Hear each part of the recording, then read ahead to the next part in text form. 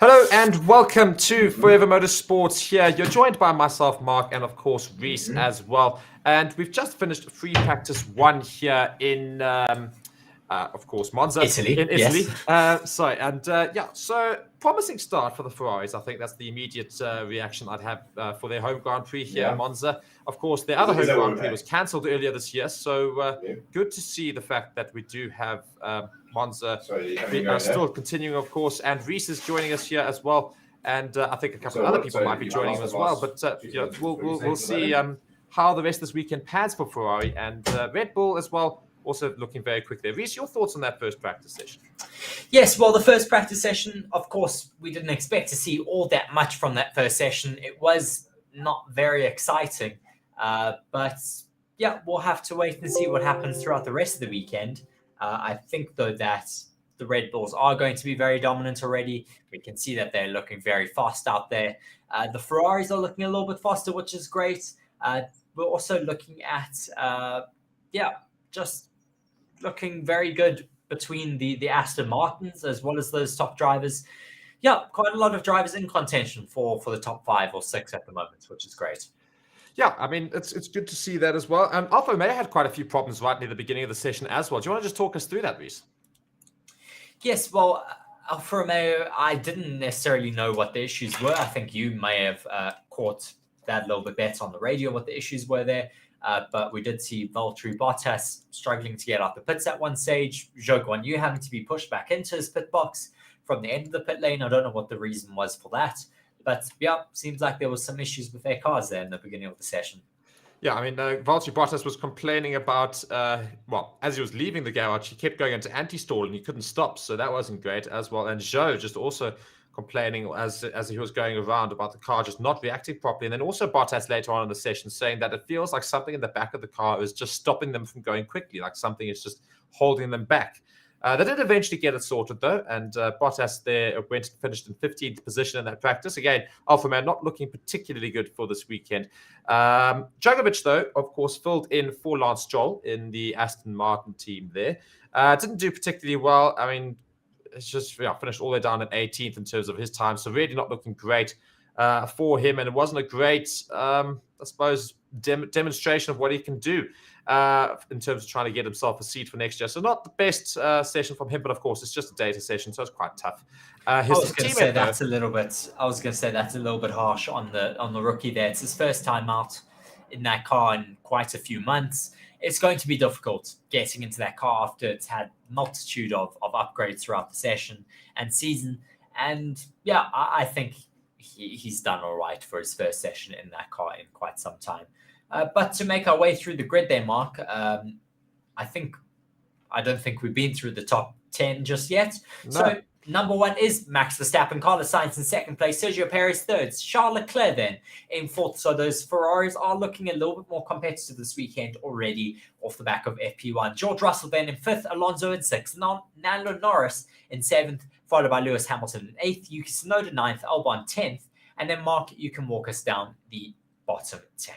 Yes, so Piastri finished off there in 11th, Logan Sargent in 12th, Liam Lawson, funny enough, also in 13th. They're slower than his teammate, though. Gasly in 14th, coming off of his podium from last week. Bottas 15, Hulkenberg 16, Ocon in 17th, Djokovic 18, Magnussen in 19th, and Guan Yu Zhou finishing off our bottom 10, I suppose. But for all the top 20 drivers, the only 20 drivers we have in Formula One. So, I mean, it was an interesting session there for the likes of Ferrari and Red Bull in terms of doing very well on the hard tire. Now, speaking of the hard tire, soft tire, medium tire, let's talk about that for a little bit as well. Is how do you think the race is going to fare based off of the stats we've got from this session here? Because the hard tire looking much quicker than the softs. Well, yes, purely off of this session, I think the hard tires are going to be the ones for the race on Sunday. I think those are going to be the preferred tires. They look like they have a lot more competitive edge over the rest of the tires, as well as they're going to be able to last a lot longer as well.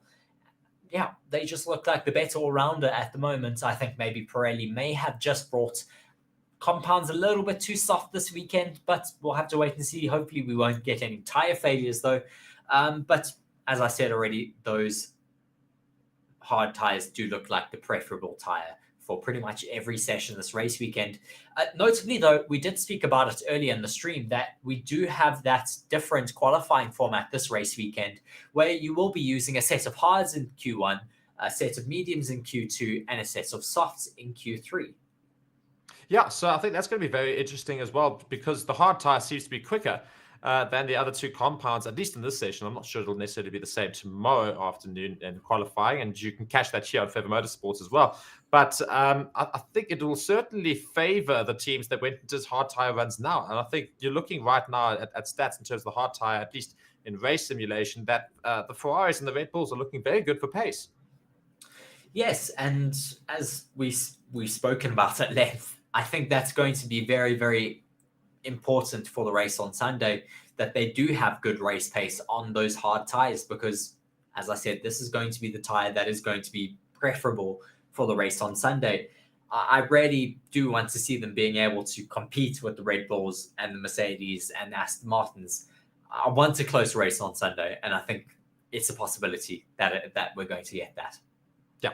Well, guys, thank you so much for joining us for this review. And of course, you can stay on the stream. We're going to bring you F3 and F2 content as well. So they've got qualifying this afternoon. So don't go anywhere. We're going to bring you build up as well towards the practice 2 session, which is later on today. And we've got a countdown there that's going to bring us into that session. So from myself, Mark, and from Reese as well, you've been watching Feather Motorsports. Hit that like button right now. Participate in the poll. Subscribe to the channel. And we'll see you in about 2 hours. So thank you so much. Cheerio.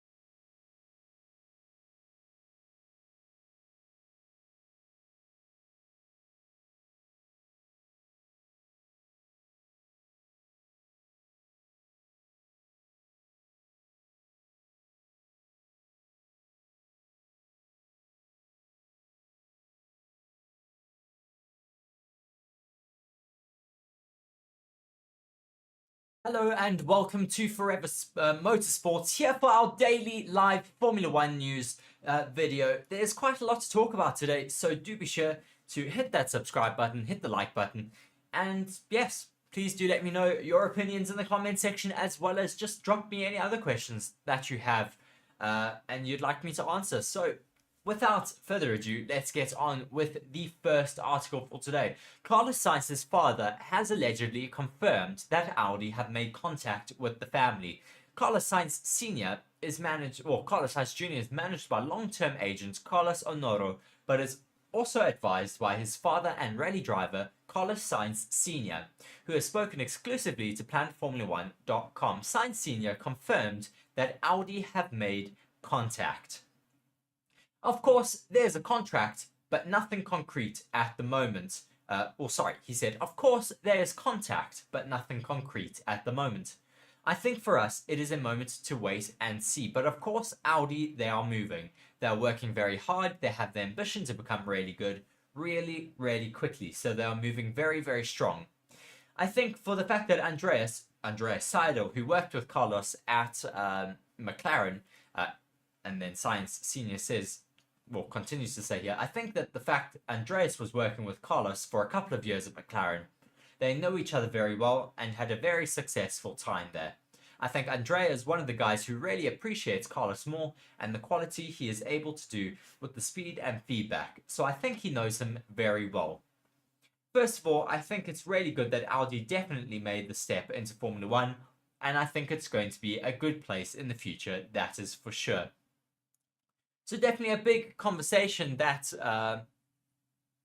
Carlos Sainz could go across to Audi, and then of course the conversation moves to who will take that second seat in Ferrari. Of course, silly season has been a little bit boring so far. We haven't had any driver moves as of yet. We're still waiting to hear what happens with Charles Leclerc, with not with Lando Norris, with Lewis Hamilton, with Carlos Sainz. It's just a massive unknown at this point. Who is going to be moving where?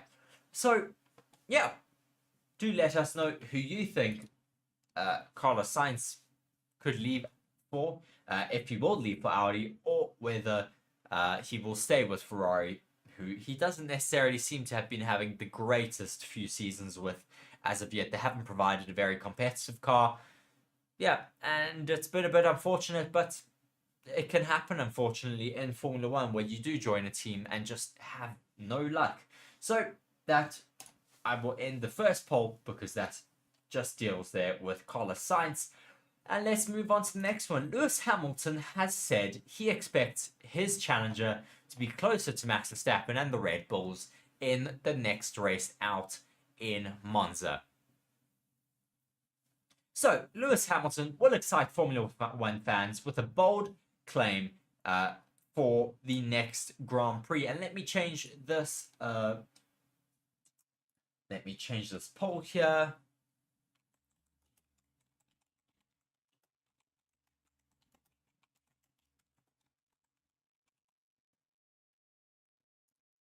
And Mark can stop laughing at me, because for the first time I've actually been able to type the poll correctly first time round. Here we go. So, the next article from the Mirror says, Max Verstappen claimed yet another victory over this weekend during the Dutch Grand Prix, but has been sent a warning by longtime rival Lewis Hamilton in the immediate aftermath of the race. Lewis Hamilton believes his Mercedes can now match Max Verstappen for pace after a topsy-turvy weekend at Zandvoort. It wasn't totally comfortable for Verstappen throughout that race, in a race which was hampered hugely by the chaotic weather conditions, which led an early slip early into the race. A controversial Red Bull decision then saw his teammates undercut Sergio Perez mid-race, a decision that left the Mexican baffled. Heavy rain also disrupted the closing stages of that Formula 1 race. Verstappen's previous rival for the Formula 1 title, Lewis Hamilton, who finished 6th over 13 seconds behind the Dutchman, also having his lowest finish of the season since placing 8th in the Australian Grand Prix. Despite that, Hamilton was still impressed with his overall drive throughout the race and claimed that he could have rivaled Verstappen had he started higher up. Speaking after, the British driver said, "It didn't start off that well, but I'm pretty happy with the drive that I did it. It didn't start off well, but I'm pretty happy with the drive that I did to get back into the points and get 6th. It could have been higher for sure if we had made the right decision at the end of the day. We should have pitted straight away, but we didn't. We paid the price for that, and we did our best to come back. I feel like today was redemption, in the sense of that it was a terrible day yesterday. I managed to dial the car in a bit better today and overtook a bunch of people." So, interesting to see that Lewis Hamilton does believe he has a bit more pace. He continues to say there, "To start 13th, I was dead last at one point, to get back up to 6th. I'm happy with that. I think today I had the pace for the podium. I was on pace with Max Verstappen in the race, but we were just out of position. Verstappen now has a comfortable lead over the top of the Formula 1 standings, with Hamilton sitting in 4th overall. That would represent an improvement on last year's finish after a tricky campaign. The Mercedes star finished the season in 6th, having gone toe-to-toe with Verstappen for the title the year prior. Hamilton will be aiming to prove his claim next weekend as the season continues. His next port of call is the Italian Grand Prix in Monza, where he finished last season in 5th position, with Verstappen claiming victory. So we'll have to wait and see whether this will allow Lewis Hamilton to be closer a little bit at the end of next race in Monza, because we don't necessarily expect them to be as close as they claim to be. Of course, we expect maybe the likes of McLaren to be a bit faster, maybe Aston Martin as well. We'll just have to wait and see what happens, because Monza does seem to suit a lot of different teams. I think it could also suit the Williams, who like low downforce tracks, high speed tracks. Yeah, we'll just have to wait and see who does have the pace to challenge those Red Bulls in Monza. I have now just closed one of the wrong articles because it froze a little bit. Let me get that other one up. But nonetheless, we'll move on to our next articles here once I get that up again. Let me just find it.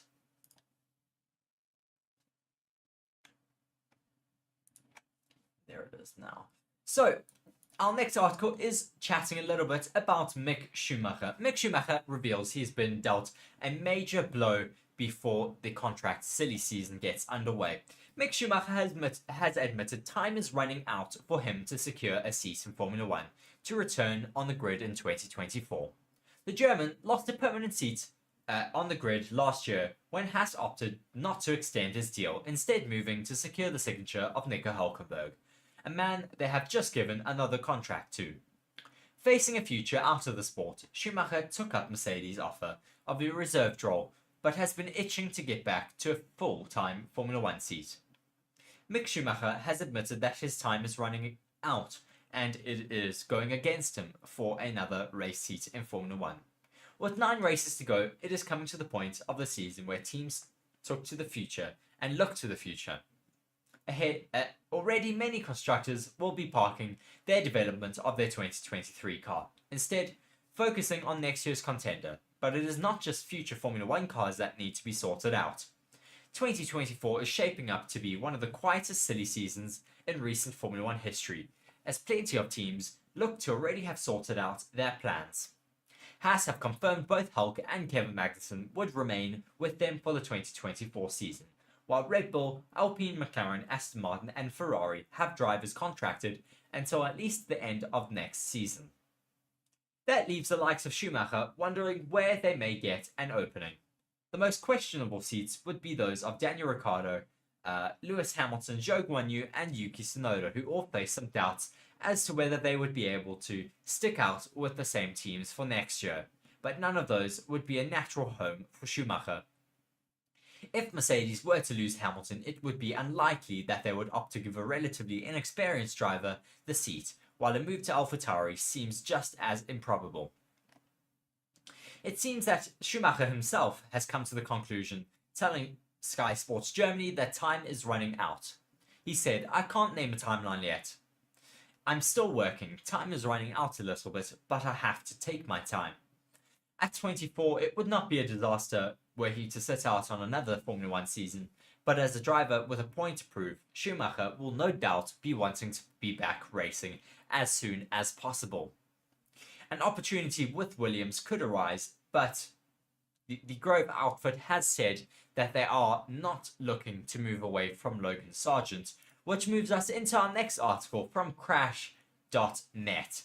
Major blow for Mick Schumacher and out-of-work drivers amid Formula 1 silly season as Williams back Logan Sargent for the 2024 seat. Drivers hoping to take advantage of the Formula 1 silly season have been dealt a setback by Williams, resolute of their backing of under fire Logan Sargent.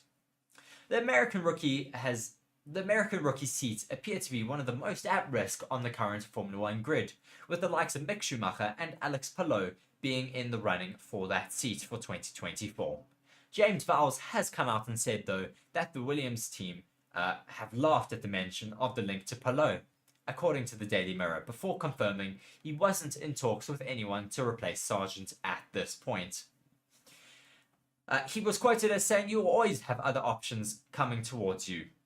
That's just the nature of the sport. It would be foolish to hang up the phone immediately. It is fair to say I have contact with nearly every driver on the grid, but that doesn't mean there are any active conversations.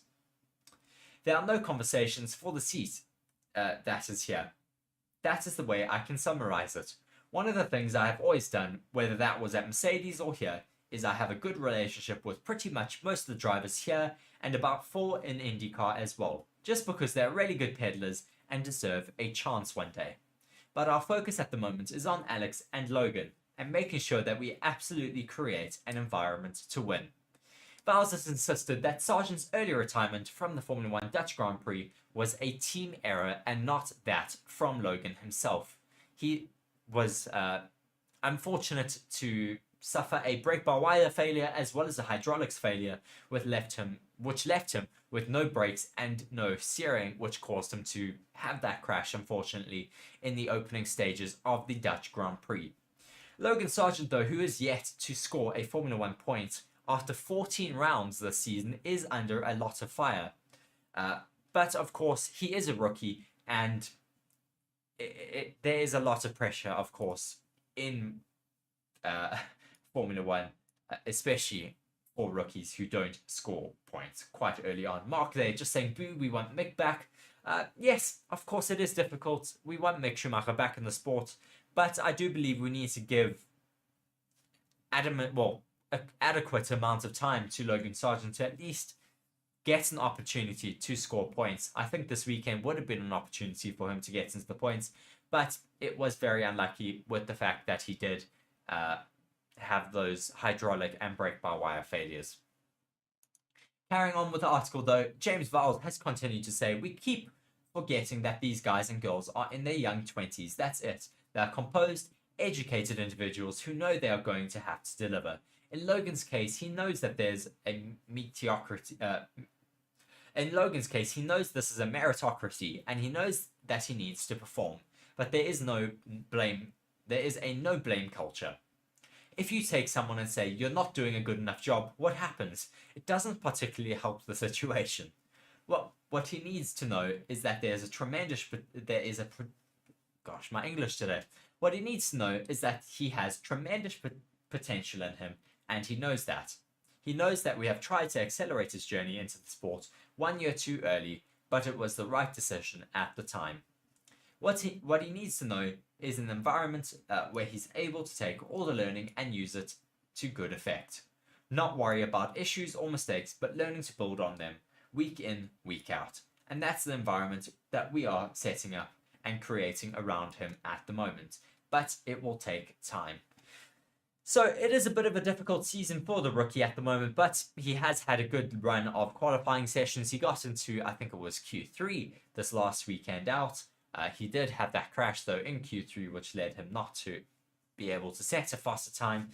But nonetheless, we are seeing those glimmers of hope from Logan Sargent. Hopefully, he will be able to show us a little bit more of what he can do in the next coming races. Monza is going to be another opportunity, at least I think, for Williams. They did quite well last year with, I think it was Nick de Vries, and trying to think of who the second driver was last season.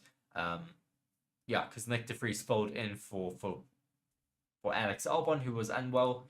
But yeah, hopefully they'll be able to have a good race weekend. Hopefully Logan Sargent will finally be able to get up into the points.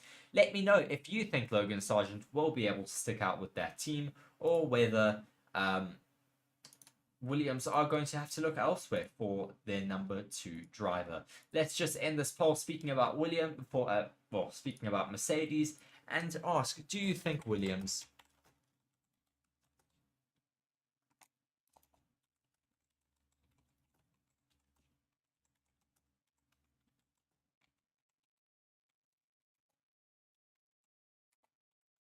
Do you think Williams will hold on to Logan Sargent?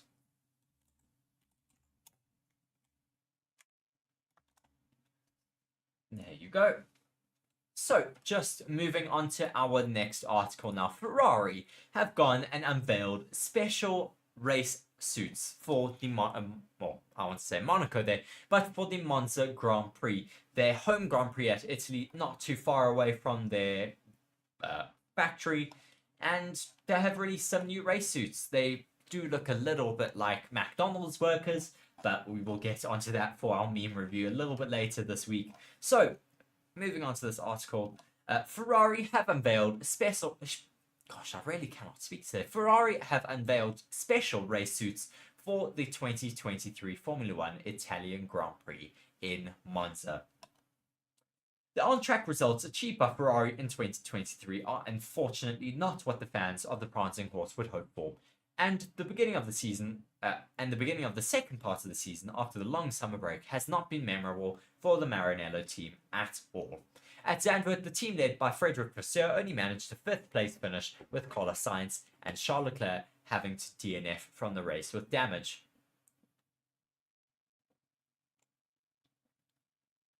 Despite the less than ideal mood surrounding the Ferrari world, many fans are still eagerly awaiting the arrival of the next weekend, when the Italian Grand Prix will finally take place.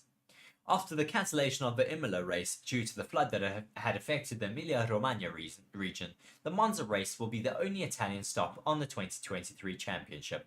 To celebrate it, Ferrari has decided to prepare special race suits and dedicated merchandise, just as they did 12 months ago. On the occasion, a completely yellow color scheme was chosen, paying tribute to the yellow Modena, which is an unanimously considered the Scuderia's secondary color of reference. This time, however, the choice has fallen on a much more diverse mix that combines the 3 historic most used Ferrari colors: red, yellow, and black. The uniform features stripes with the upper part colored in red, the middle stripe in yellow, and the lower portion, including the legs, entirely in black. A fascinating blend that will also be replicated on all other standard attire, of course in various variations. A touch of style in the hope that, in front of the home crowd, the SF23s can offer something more than just an albeit splendid special coloration. So, hopefully the Ferraris will be able to take their special race suits. I wonder if we'll be getting a special race livery as well on the car. But hopefully the Ferraris can have a bit of a better race weekend this weekend out in Monza, because they have just fallen off a little bit in the past few race weekends. It has been quite disappointing to see Ferrari not being able to challenge. And I mean, I think if they're not able to do something special this race weekend, then they're going to have to deal with all of the upset tifosi, who are normally really, really vocal about when they don't like what they see from Ferrari. Sorry, I've got hiccups at the moment. And I don't necessarily know if they're going to be able to do as well as they did last weekend. I think there's going to be a lot more competition this weekend. I think a 5th place finish will be highly optimistic, really. A podium position is highly unlikely, as much as it hurts me to say that, because I want to see Ferrari up on the podium. But it's going to be very difficult here with a really, really competitive top field. I think McLaren are going to be in the run. Possibly Williams are going to be in the run with Albon, because he was super fast in Zandvoort. Aston Martin could also be in the run. Red Bull are of course going to be in the run. So that's already 8 drivers who could be, or 8 to 7 drivers who could be very competitive in Monza. And yeah, I don't necessarily know what Ferrari are going to be able to do. They are just such an unknown at this point, because we don't know how they go from one race weekend to the next. Let me know what you guys think, though, in the comment section. Will those Ferraris' new race suits be a little bit wasted, or whether they are going to actually be able to compete come Monza? Let's start another poll here.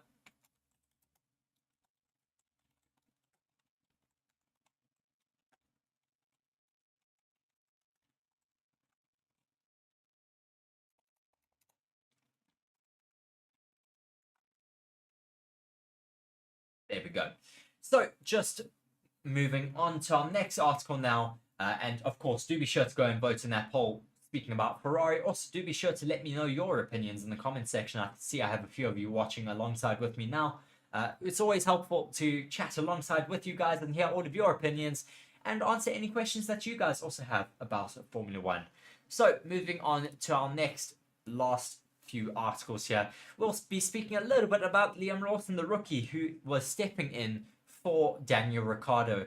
Of course, we spoke about Daniel Ricciardo yesterday and the fact that he has broken his wrist. He has had surgery now on that, but will be out for possibly the next Grand Prix and possibly the one after that as well. We're still waiting to hear whether he will be able to be back in the car for Singapore, but it is looking highly unlikely, of course, with Daniel Ricciardo just needing to rest and recover from that surgery. We don't want to get him in the car a bit too early and have him not able to get up to his racing ways. So moving on to this article, Liam Lawson to be AlphaTauri F1 replacement until Daniel Ricciardo is fit. Liam Lawson will return to drive for the AlphaTauri team at this weekend's Italian Grand Prix as Daniel Ricciardo continues his recovery from a broken hand. The Australian has been sidelined by injury 3 rounds into his Formula One return after crashing in second practice at Zandvoort. He locked his front wheels into the bank turn 3 to shunt into the barrier. The steering wheel then moved violently upon impact to result in a broken metacarpal in his left hand. Ricciardo underwent surgery and metalwork in Barcelona on Sunday and is believed to be treated by renowned MotoGP doctor Dr. Xavier Meur. On Monday, AlphaTauri confirmed that Lawson will deputise for Ricciardo until he is fully fit. Lawson made his Formula One race debut on Sunday, having previously taken part in 3 Formula One free practice sessions with Red Bull and AlphaTauri last season. The Super Formula title challenger, who sits second in the standings, finished the Dutch Grand Prix in 13th, ahead of teammate Yuki Tsunoda in 16th. In a statement, the team said, "We are delighted that Daniel's surgery went well and that he is now on the road to recovery. We hope to see him at the track again very soon, but until he is fully fit, we can confirm that Liam, who did a good job in difficult circumstances in Zandvoort, will continue to drive alongside Yuki, starting from our home race this weekend in Monza." AlphaTauri boss Franz Tost told Motorsports on Sunday that Lawson would be sent to undergo simulator work this week ahead of the Monza Grand Prix round. Ricciardo's injury comes ahead of the congested... let me just find my place again. Ricciardo's injury comes ahead of a congested run of races. The Italian Grand Prix takes place this weekend with a week's break before the Singapore Grand Prix and then the Japanese Grand Prix as a double header. Speaking after his operation, Ricciardo posted on Instagram saying, "Hey everyone, had surgery this morning. Got my first bit of metal work, so that's pretty cool. Big thanks to everyone who reached out and kept my spirits up. This ain't a setback, just all part of the comeback."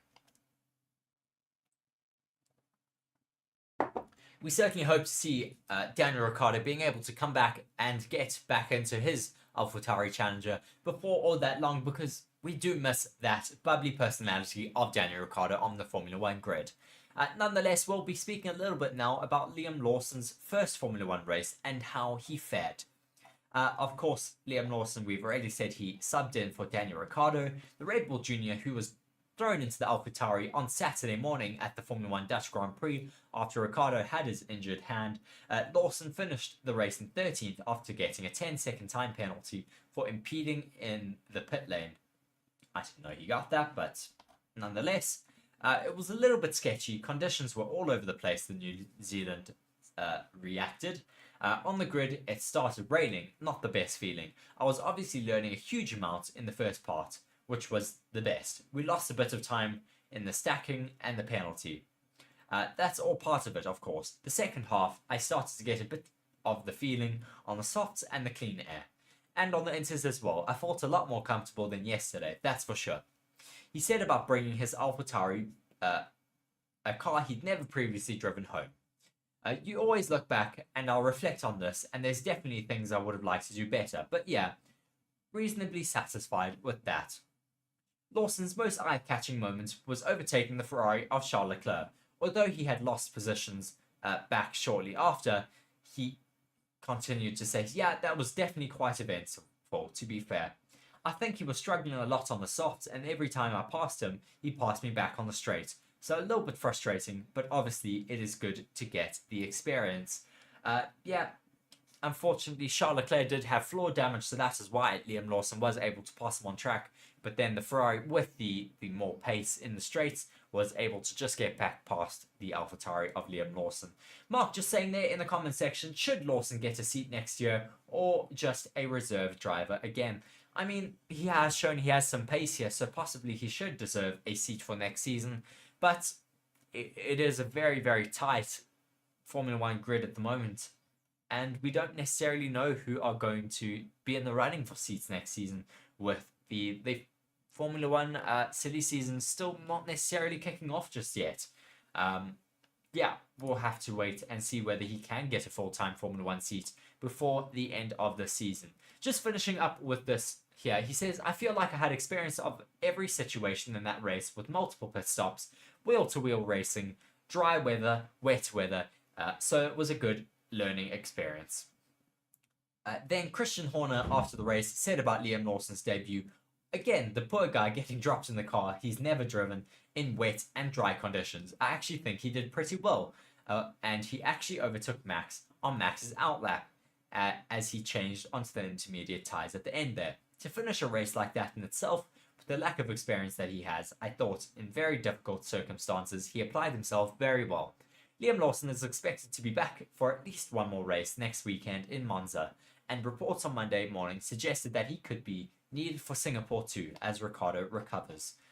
So, very impressed by the rookie of Liam Lawson. Certainly will be watching what he's able to do this next race weekend in Monza. Hopefully he'll be able to have another great weekend, another clean weekend for the AlphaTauri team, and we could possibly see him also in the race seat for Singapore as well. Moving on to our last article though, speaking about Max Verstappen, our current Formula One champion, our Formula One points leader at the moment as well. Max Verstappen is on a roll, but could the Monza curse end it all? Of course, Monza is the next race on our Formula One calendar, and off the back of the Dutch Grand Prix, Max Verstappen is certainly going to be wanting to keep his tally of Formula One races going. But by winning the Dutch Grand Prix, not only did Max Verstappen win his third consecutive home Grand Prix, also his ninth consecutive race this season. Heading back to Monza next weekend, the two-time defending world champion will look to win a record-breaking 10th consecutive Grand Prix. However, a dark cloud looms over that Italian circuit, with the Red Bull Racing Daily revealing that 3 winners before Verstappen have fallen victims to the curse of Monza. And could Max Verstappen be the next victim to that curse? For those of you who don't know, what is the Monza curse? First things firstly, the Monza curse is only a fan-fed theory, but one that has gained credibility by each passing year. The theory suggests that the driver who wins the race one year fails to even cross the finish line the following year. In 2019, Charles Leclerc won the Monza Grand Prix after an epic showdown with Mercedes' Valtteri Bottas. However, in the following year, the Monegasque driver suffered a horrific crash, making a turn at the iconic Parabolica. With Leclerc out, Pierre Gasly in AlphaTauri grabbed his maiden Formula One win in 2020. The next year, though, Pierre Gasly could not even go halfway through the first lap as he crashed into the barrier after the first couple of corners. The crash gave way to a third winner in 3 years in Italy, with Daniel Ricciardo securing P1 while driving for McLaren. As one would expect by now, Ricciardo too did not finish the race in 2022 after suffering an engine failure mid-race. Thus, Verstappen won the race, putting him next in line to face the Monza curse. So, could Max Verstappen face the biggest challenge of his Formula One season? Not only did Verstappen's win in Monza mark his 5th consecutive win of the bygone season, but it also marked his first ever Formula One race win in Italy. Although a finish behind the safety car put a dampener on the win, the Red Bull car was still the fastest throughout the weekend, with his team believing he deserved the win under any circumstance. Having defeated all the challengers so far, Verstappen now faces potentially his biggest challenge this season. Given he crashed in Italy 2 seasons ago, the biggest question on race day will be whether he can reverse the curse that has haunted past winners with no clear challenge from opposing teams or even the weather conditions. Only time will tell if the Monza curse will stop Verstappen, or whether Verstappen will be able to break that curse this season. Yes, it's going to be interesting whether that curse will be able to come back and bite Max Verstappen. As Ashke Diman says, their curses don't work on Max. We'll have to wait and see, though, this weekend, if that is true. Of course, Max Verstappen will be hoping that curse will not come back to bite him, because he will be wanting to take a new record of race win tallies in a row. Yeah, it has been a very exciting season, though, so far. Whether we will get that curse coming to bite Max Verstappen, maybe we'll get a different winner then for a race, because it has been quite some time since we have had a different race winner for a Formula 1 race. But as Ashke says, their curses don't really work on Max Verstappen. We'll have to wait and see if that is true, though, this next race weekend. Thank you very much, though, for joining me here on Forever Motorsports for my daily Formula 1 news roundup. It has been a very busy day here today. Please do be sure to go and check all of our links in the description for all of our social medias. I do post on TikTok, Instagram, Twitter as well. And I do also post a lot of shorts videos here on YouTube. Thank you very much, though, for watching me here on Forever Motorsports for our daily Formula 1 live news video. I have been Reese. Thank you very much for watching.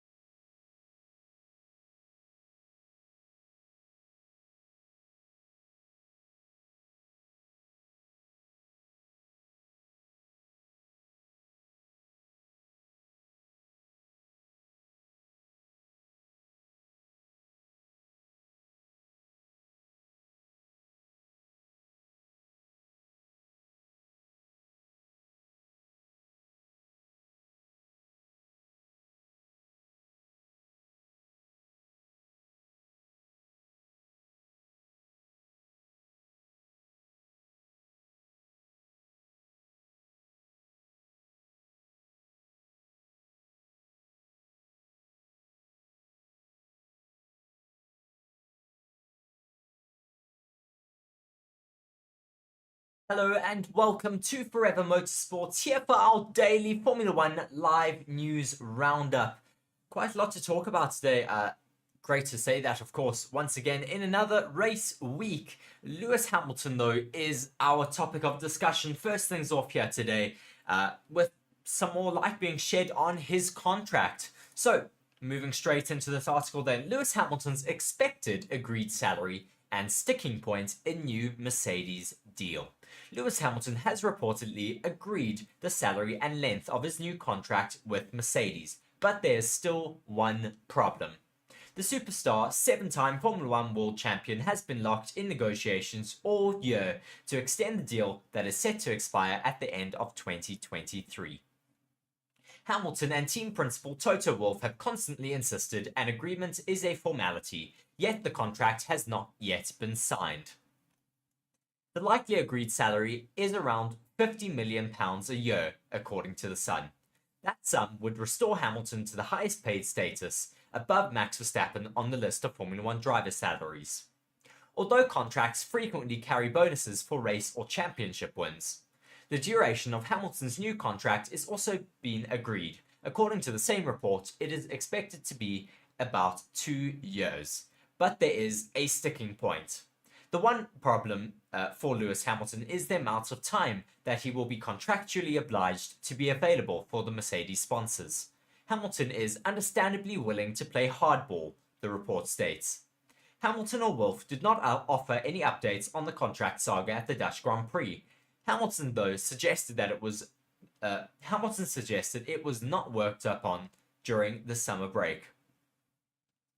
This claim that Hamilton and Mercedes are negotiating how much time he must dedicate to sponsorship activities was also touted by David Coulthard. Coulthard told the Irish News Mercedes will want a certain amount of time for Lewis for their partners. Mercedes would have sold sponsorship on obtaining access to their drivers. Some businesses will have signed up with the Silver Arrow because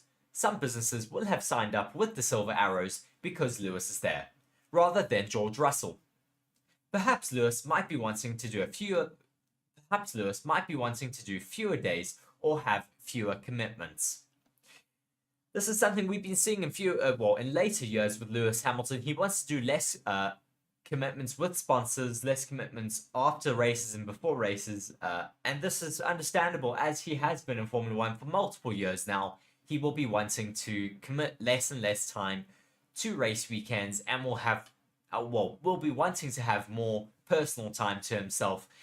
So we'll have to wait and see what happens in terms of this contract and what Mercedes and Lewis Hamilton are able to flesh out in terms of him getting pen on paper. Yeah, let us know though in the comment section. Please do vote in that poll, which currently asks, will Hamilton accept Mercedes terms? Currently 50% saying yes and 50% saying no, with Mark also saying in the comment section their morning. Thank you very much for joining me for this morning session, our live stream here. We do have 5 people currently watching. Please do drop me a comment, say good morning, let me know where you are watching from, as well as do drop some comments and questions for me for this live show. We'll move on though from that Lewis Hamilton article if there are no more questions. But yeah, moving on then, Max Verstappen's major reveal with Lando Norris firmly on Red Bull's radar. Max Verstappen has revealed that he has spoken with Max Verstappen has revealed that he has spoken with McLaren's Lando Norris about one day being teammates. Verstappen and Norris are arguably the 2 hottest prospects in Formula 1, with the Dutchman having turned potential into performance, while Lando Norris is considered one of the best young drivers on the grid.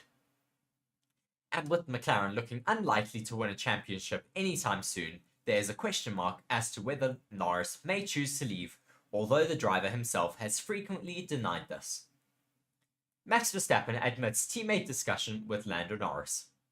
Norris to Red Bull rumours are nothing new and have only grown following some choice words by senior advisor Helmut Marko. When speaking about why Lewis Hamilton would not make a good partner for Verstappen, Marko let slip something about Norris. With Norris, I could well imagine that it's harder for me with Hamilton though, Marko told motorsportmagazine.com. It would certainly be ideal for the public, television and journalists, but not for team leadership and success. It would appear that Verstappen is not against the idea himself. The two are known to be good friends and live near each other in Monaco. As such, the Dutchman has admitted that they have previously discussed the idea before going on to state Norris has a long-term contract with McLaren though. We talk about it, said Verstappen in an interview with Sky Sports Italy. But he's contracted to McLaren for a long time. But we'll see what happens in the future. Marco has also made clear that they put team harmony first and do not like having two number one drivers, which could make a move for Norris potentially more difficult. We as a team prioritize the World Championship, and it's better if you have... my article's just jumped around here. Of course it has.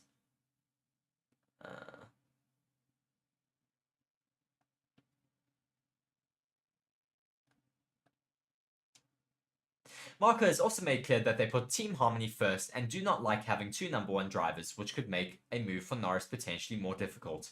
We as a team prioritize the World Championship, and it's better if you have a certain hierarchy, said Marco. I don't want to say a number one driver, but that is certainly who is faster. The atmosphere in the team cannot suffer. If we look at something like Ayrton Senna and Alain Prost, you'd have two superstars who only look at each other and put the team in second place. Norris is contracted to McLaren until 2025 and has frequently stated his desire to stay with the team that he has spent his whole career at.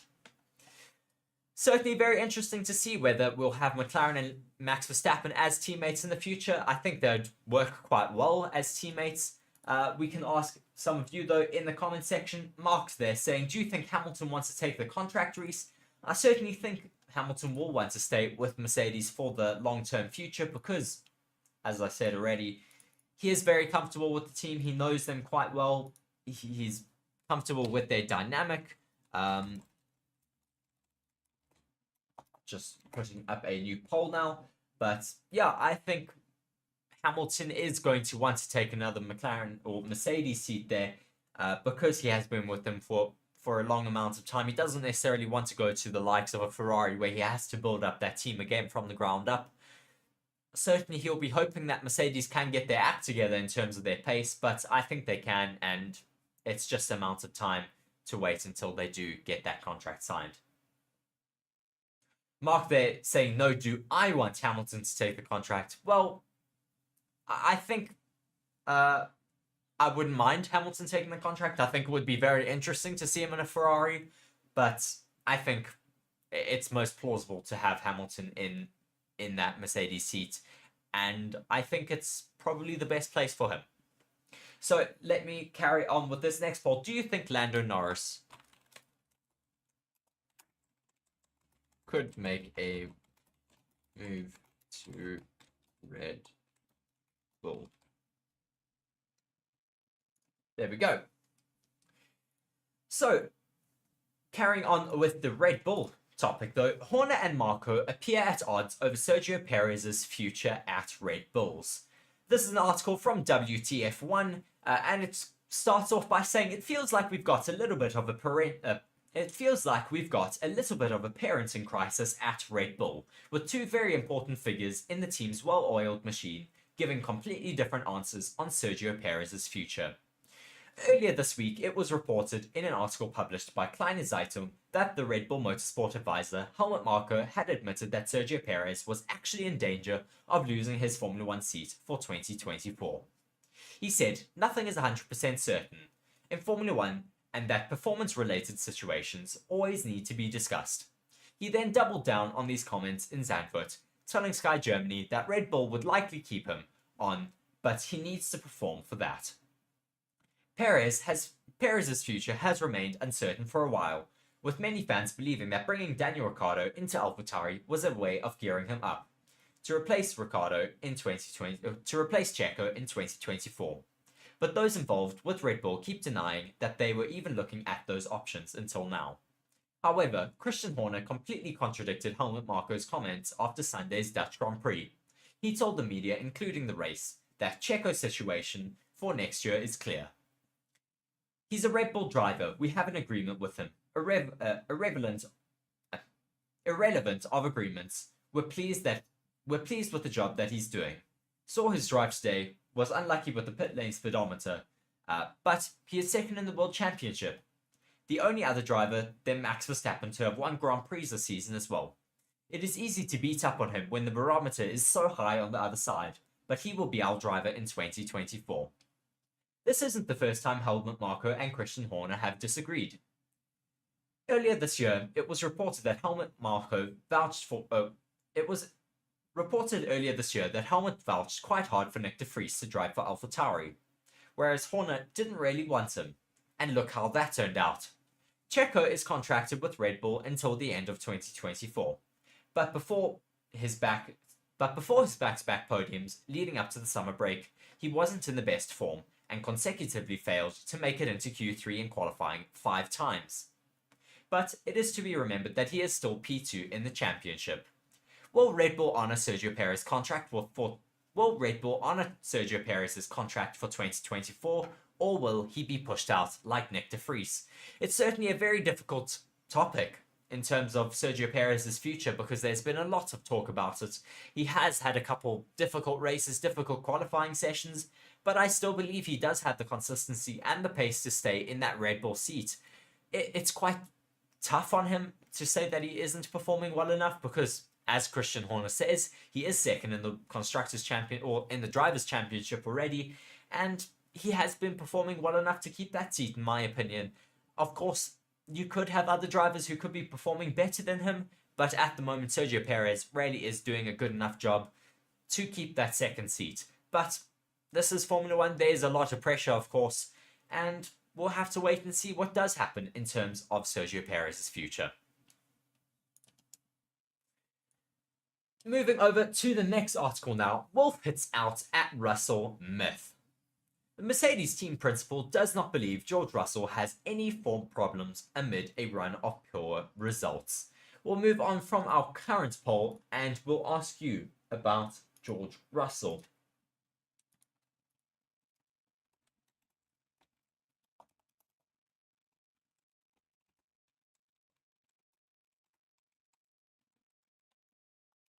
Do you think that George Russell has struggled this season? Is going to be my question. Do be sure to go and vote in that poll that is going up in 2 seconds once I finish spelling everything correctly. Do you think Russell has struggled this season? Question mark. And there you go. So do be sure to go and vote in that. The next one then, carrying on with that article. The Mercedes team principal does not believe George Russell has any form problems amid a run of poor results. Mercedes team principal Toto Wolff has hit back at the claims that George Russell is losing his form, branding any criticisms a myth. Russell has found it difficult to replicate his form for the first season with the team, or from his first season with the team. This campaign when he beat Lewis Hamilton and took the only win for Mercedes of the year in the tough W13. He has spoken previously about not feeling comfortable in the car, with his third place in qualifying hampered by late retirement due to contact with Lando Norris at Zandvoort. Even though Russell appears to acknowledge, though, that he is suffering from a poor run of form, Wolff says he is trying to get this out of his head.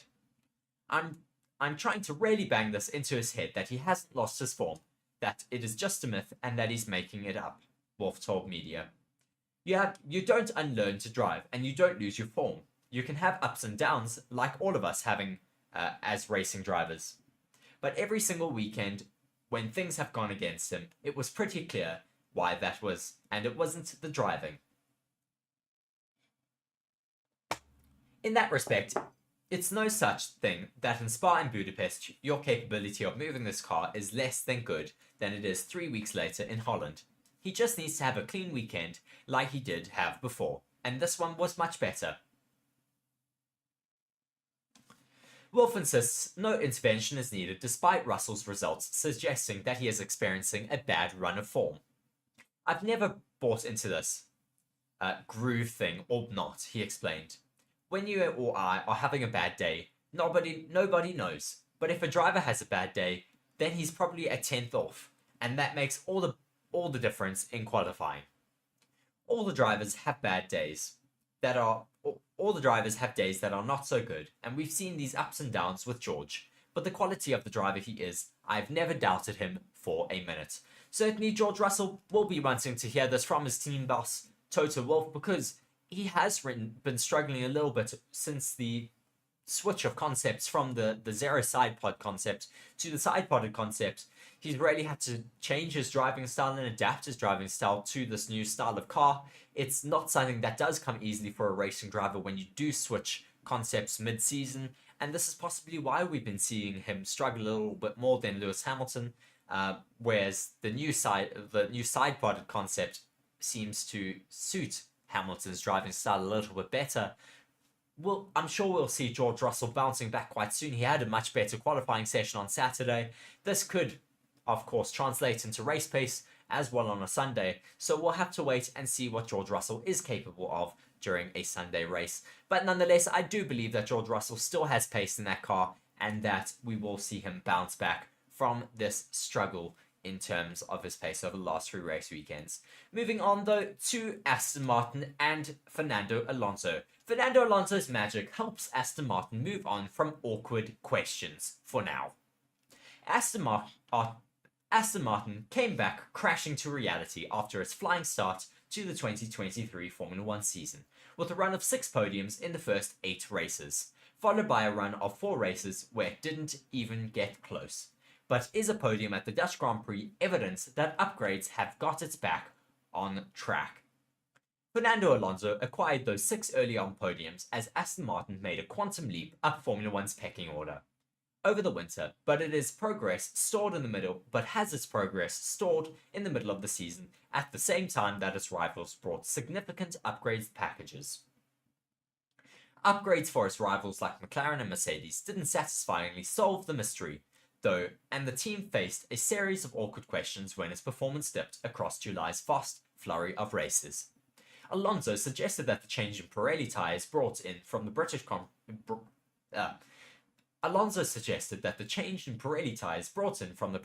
Prix contributed to Aston's disappointing form, but his team found no huge differences between the different specifications. There was also speculation over the summer break that Aston had made changes to its front wing to meet the FIA's flexibility tests, a theory that the race's Scott Mitchell mom asked Aston Martin performance director Tom McLaughlin if there was any truth to. We did change the front wing's philosophy a little bit from the start of the year and to during the year, McLaughlin replied at Zandvoort. But this was just part of our constant evolution and development of the car, so no big characteristic changes there from our side. A definitive answer over its performance dip is still up for debate though, but the new question is whether floor updates brought to both Spa and Zandvoort have helped Aston Martin to reverse its decline, or whether its latest podium was simply its star driver doing what he does best. Terrific was Mark Hughes' assessment of Alonso's drive on the Race F1 podcast. A lot of thought went behind it. The move on the inside of George Russell had its roots in practice, just things like as well as the genuine driving brilliance. Some of the moves he's doing on the opening lap and when he's putting the car and how twitchy it is. How he's getting away with it, but he's completely on top of it. You just realize you're watching something very rare. He's still absolutely at the top of his game, and it was a wonderful performance all round really. Albeit red flag assisted, Alonso put himself in position to have half a sniff of a victory in the closing laps of the Dutch Grand Prix. Something he was willing to go fully all in for, rather than playing it safe, as he looks to the inside of race winner Max Verstappen at turn 1, and then at turn 3, after the red flag restart showed. He said after the race, though, that he did believe that he didn't want to make a bit of a move in case he did take out the race leader, or indeed took the race win there, because he feared that he would not be able to get home amid all of the Dutch Grand Prix fans.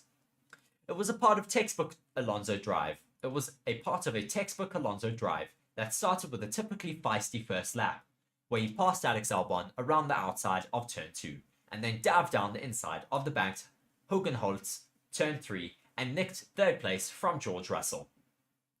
It would have been a move he'd repeat on Zhou Guanyu later in the race, and one that it had its making in Friday practice. It was FP1 or FP2. It was wet, and in one of the outlaps, I let a few cars go on normal racing.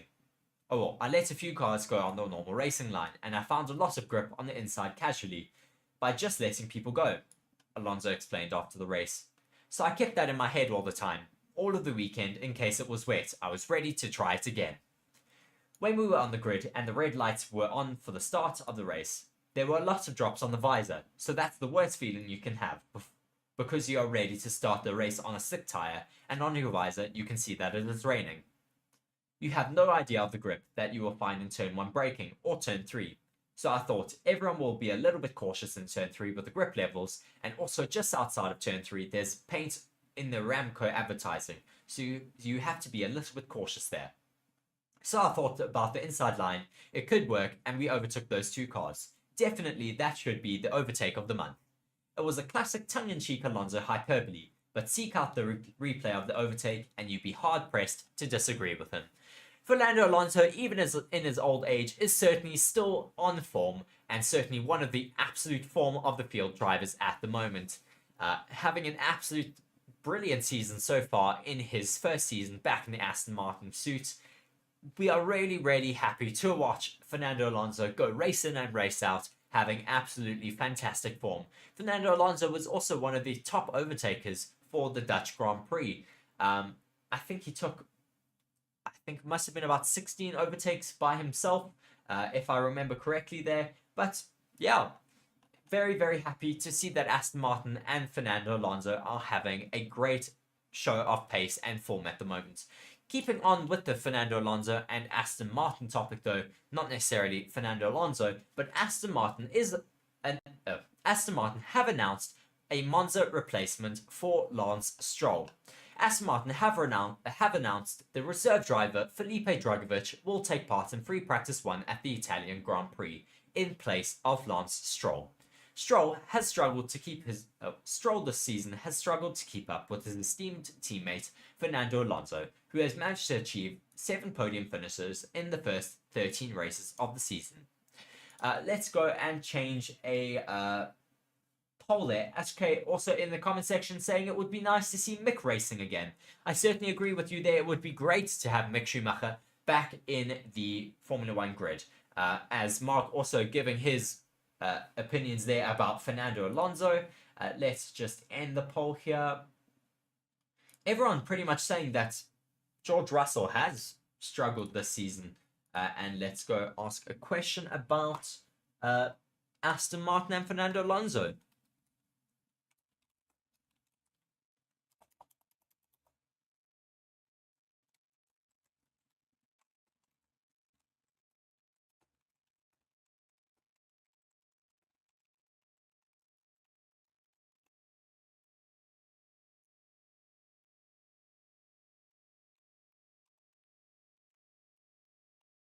I'm putting up another poll for you now. So how much longer do you see Stroll staying in Formula 1? Option 1 is he's leaving soon to go and play tennis.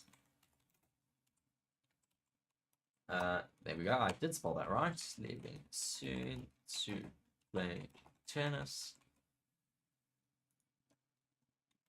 2 years. Or till he's bored because his dad owns the team.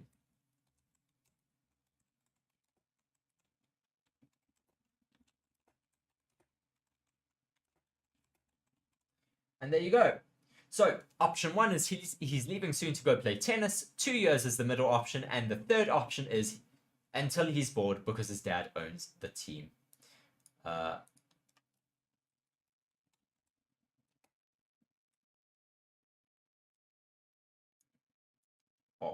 I can't put in all of that. Until he's will be the last option then. So that is up now. So we will carry on reading this article about Aston Martin and their reserve driver coming in for free practice 1 at the Italian Grand Prix. Stroll has suggested that this season Stroll has struggled this season to keep up with his esteemed teammate Fernando Alonso, who has managed to achieve 7 podium finishes in the first 13 races of the season. In comparison, Stroll hasn't managed a single podium and is currently sat in 9th position in the Drivers' World Championship, whilst the 42-year-old Alonso is 3rd 121 points ahead of Stroll. Despite this, Aston Martin are happy with Stroll and will be hoping he can push them towards a top 2 finish in the Constructors' Championship as the season goes on. This appearance for Drugovich is simply mandatory, as all teams are required to give their reserve drivers at least 2 practice sessions. The Brazilian Italian hasn't appeared in Formula 1 since he took part in testing in Bahrain at the start of the season, where he was required to step in for Stroll after the Canadian suffered a cycling injury. He was quoted as saying, "Since Bahrain, I have covered many more kilometers in an F1 car. So I understand even better now how I can offer valuable feedback," Drugovich told Autosport. Of course, Drugovich will be desperate to impress his Aston Martin team with the hope that one day they will see him as a natural replacement for either Stroll or Alonso if either one of them decides to move on from the sport. Monza was where he won his Formula 2 title last year, and he will be hoping those memories can help him perform well in the car and impress the team. "I can't wait to get behind the wheel of the AMR 23 again," he continued. "The car felt great when I drove it in pre-season testing, and it will be fascinating to see how it has improved since then. I spent a lot of time in the simulator helping to develop the car, so understanding how that relates to reality will also be very valuable. Of course, teams are stipulated by the FIA to allow their young drivers to get into a Formula 1 seat. I think it is at least 2 or 3 times throughout the season, so this will be Aston Martin fulfilling those stipulations here. Moving on though to our final 2 articles, getting on with our friends who all support Ferrari, and hopefully that this won't be bringing them too much tears, but Ferrari will be bringing back their yellow. Ferrari will be bringing back the yellow for special Le Mans inspired Monza livery. So if you haven't seen already, Ferrari have released special race overalls for the race weekend in Monza at their home Grand Prix. So they look a little bit like McDonald's workers, but yeah, they look great nonetheless. Now they also have some yellow on their car to match. So if they didn't look like McDonald's clowns enough, now they do even more with yellow on their Ferrari SF23. Ferrari have added some yellow to their car as they unveil a special livery to be run at their home race this weekend in Monza. Although Imola is closer to their Maranello base,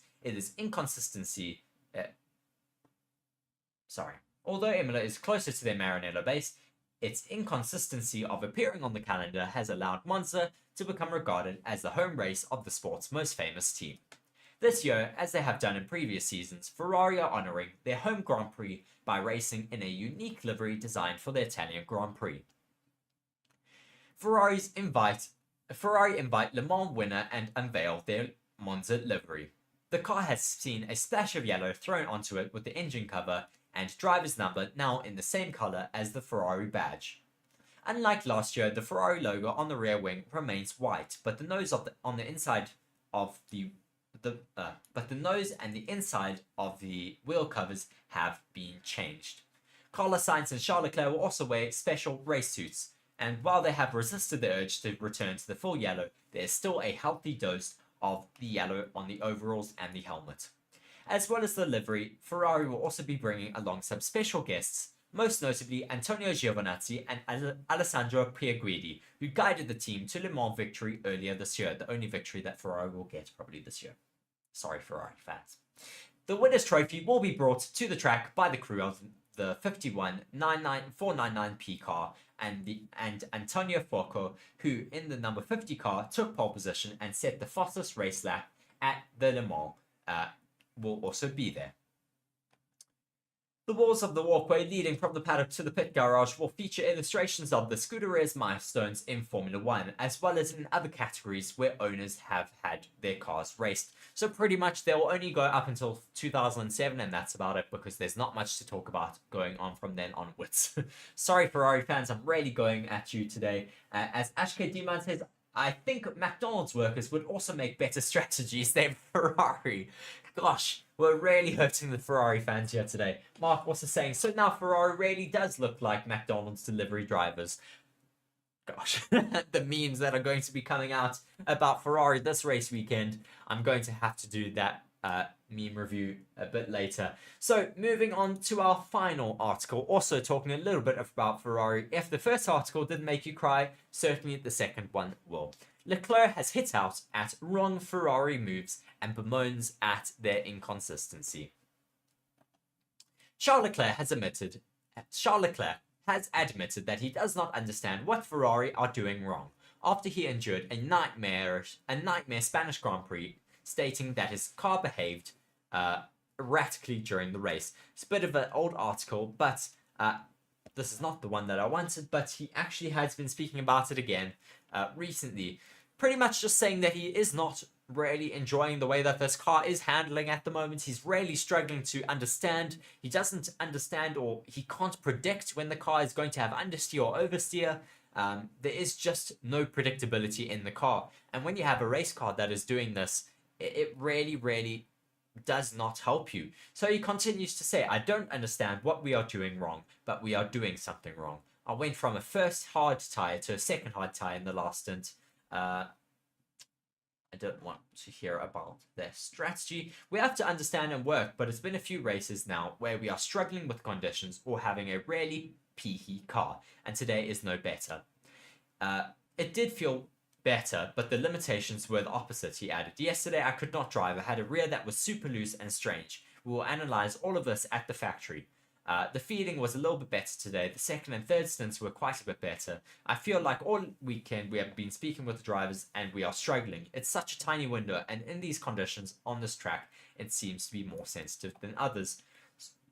So of course this is coming from the Spanish Grand Prix, but Charles Leclerc is still struggling even this race weekend, as he is speaking about the inconsistencies of the SF23. Let me try and see if I can find it even more recently. There we go. Charles Leclerc says, I have no... please don't tell me this is all in Italian. No, it's not. Thank goodness. Charles Leclerc says, I have no idea if I will understeer or oversteer. Charles Leclerc lacks confidence in the SF23 and its handling. A fact he outlined through a difficult weekend in Zandvoort. The Monegasque's attempts to find the car's limits, but he explains that the inconsistent feedback prevents this. Ferrari started the year with some relevantly promising speed in Bahrain, albeit not enough to challenge Red Bull. A DNF in Bahrain, grid penalty in Jeddah, pole position in Baku, and second DNF in Australia made it difficult to gauge Leclerc's raw potential at the early stages of 2023. He continues to say, we've had a very difficult balance and a very difficult car to drive all weekend. We definitely need to look into it because we're struggling a lot with the car balance, especially. It makes it very difficult for us to drive. At the moment, I'm getting into a corner and I have zero idea of whether I'm going to have a huge understeer or huge oversteer. And that makes it very, very difficult for us. A completely new package has been promised by Ferrari for 2024, with technical director Enrico Cardile hoping to correct the inherent weakness from this season. There will be a few upgrades to the SF20. Gosh, I'm really struggling.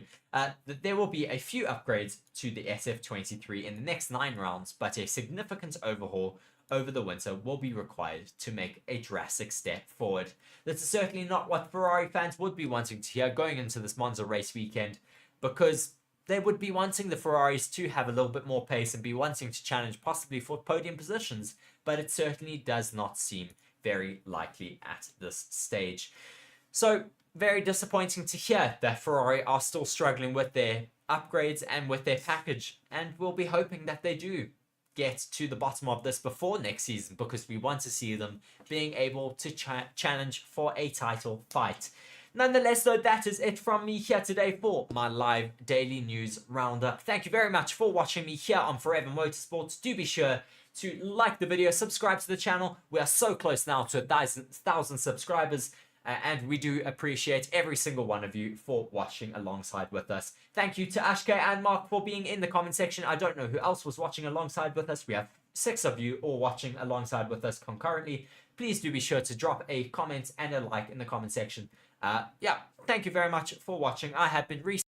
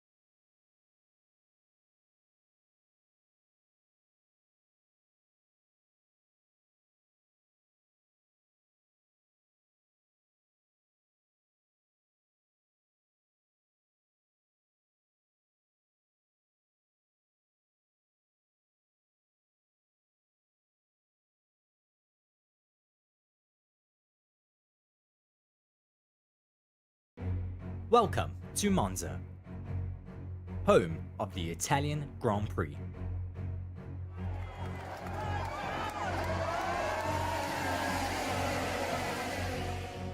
Home heroes Ferrari will be wanting to put on a great showing this weekend for their home crowd, the Tifosi, who line the stands of Monza, hoping to catch a glimpse of another historic victory for the Maranello-based outfit.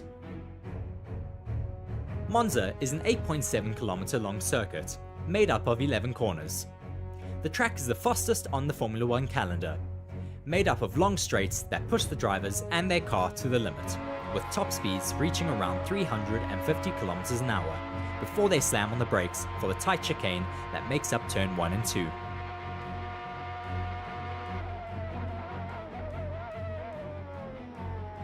The circuit also has tricky technical sectors that rarely test the driver's limits, such as the Ascari chicane. Monza is one of the longest running Formula One races, having been on the calendar since 1921, with the most successful constructor being the home favourites Ferrari, who have won at their home circuit an impressive 20 times, as well as the most successful driver being Michael Schumacher with 5 wins at the Temple of Speed. Watch now as you take a lap around the circuit in the Ferrari World Endurance Championship car.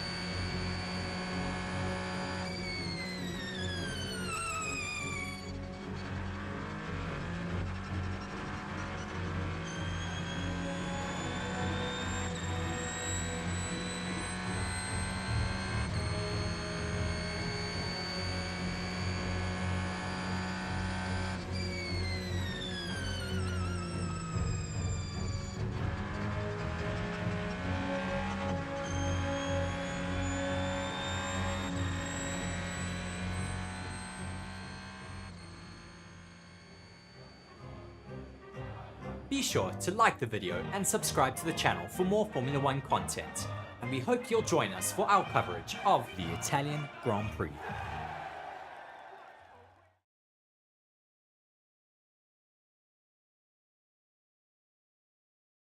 Hello and welcome to Forever Motorsports, here for our daily live news roundup. So for today, we're going to get straight into the news. I see I do have a few of you all watching alongside with me. Please do be sure to drop a like and let me know where you're watching from. So straight into this first news article today. Christian Horner takes aim at short-termist nature of rival Formula One team principals. Christian Horner has said this generation of Formula One team managers are more short-termist than their predecessors, focusing only on their little area rather than the sport as a whole. Having been in Formula One for 18 years, Horner has shared the paddock with a number of different team principals and the many personalities that they bring. Starting at the time with the likes of Bernie Eccleston, Max Mosley, Jean Todt, Ron Dennis, and Flavio Briatore, with big names in the sport. Horner has seen Formula One go through quite the evolution. Christian Horner suggests that the current crop of Formula One bosses are unlike the old. Horner is the sole team principal left standing from Red Bull's debut year in 2005, with the role of boss dramatically different than it was in those days. Having had a foot in both camps, Horner remarked that the modern generation of Formula One bosses are very short-termist and focused solely on their little area. I had the privilege of seeing up close how some legendary leaders were operating when I first came into the sport, he exclusively told PlanetF1.com. Bernie Eccleston and Max Mosley were running the business very tightly. But then there was Ron Dennis, there was Jean Todt, there was Flavio Briatore. Big personalities and big characters. I suppose the difference between now and then is that we are all quite entrepreneurial, and that the thoughts of the bigger picture, whereas now you see a bunch of managers in the room that are very short-termist with only focus on their little area. So that's been an interesting change.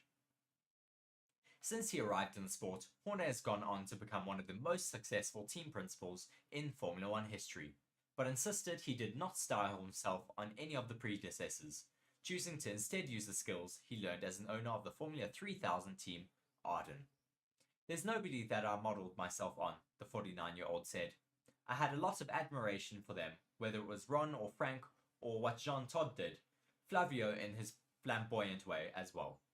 They're all very different, but one commonality that they all had was that they would do the best that they could for their team and assemble the right group of people together.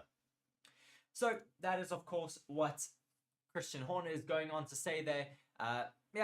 Nothing too crazy, of course. We know that he has been around for quite some time in Formula One.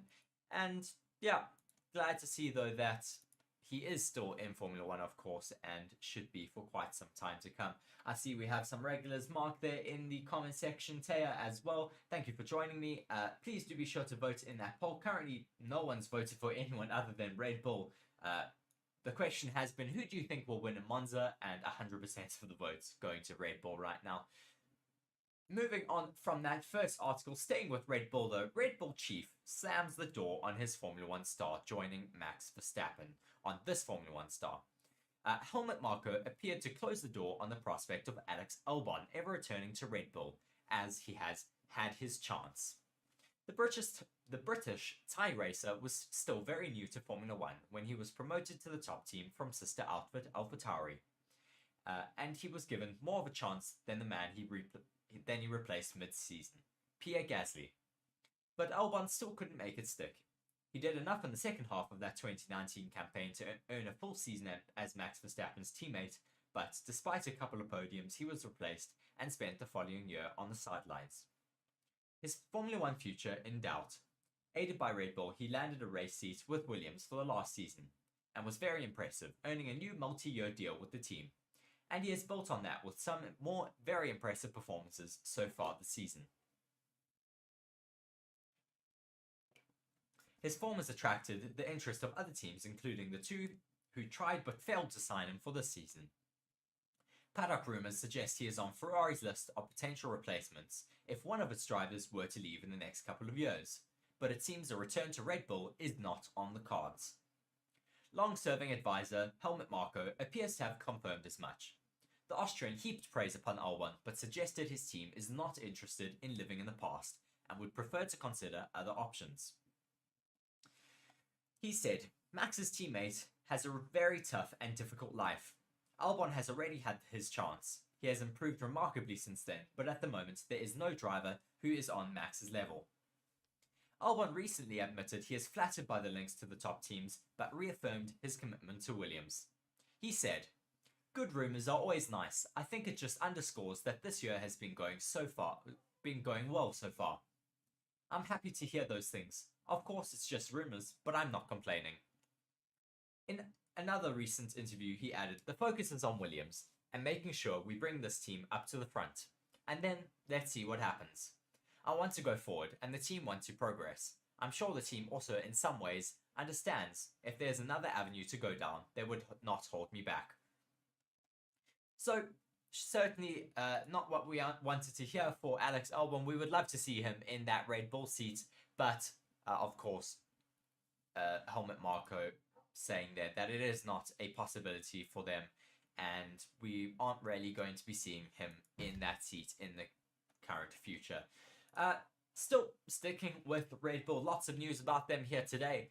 This was almost my title for today, but it is a little bit too clickbaity. Formula One rumors, there are already agreements about a separation between Perez and Red Bull. Sergio Perez's days at Red Bull are numbered, and Ralf Schumacher believes Helmut Marko's not warm-hearted way of dealing with Perez is to blame for the driver's slump. Just reading the comments there quickly. Mark saying Albon must get a proper seat. Certainly, we want to see him in a proper seat for the future. Hopefully, he will get either another long-term contract with Williams, because they seem to be doing quite a lot better at the moment, or maybe he could get a seat in another top team. We'll have to wait and see, though. Carrying on with Sergio Perez's article. Sergio Perez's days at Red Bull are numbered, and Ralf Schumacher believes Helmut Marko's not warm-hearted way of dealing with Perez is to blame for the driver's slump. Perez's position at Red Bull has been tentative of late, with the Mexican driver falling out of the championship race early in the season when he strung together 5 miserable qualifying sessions.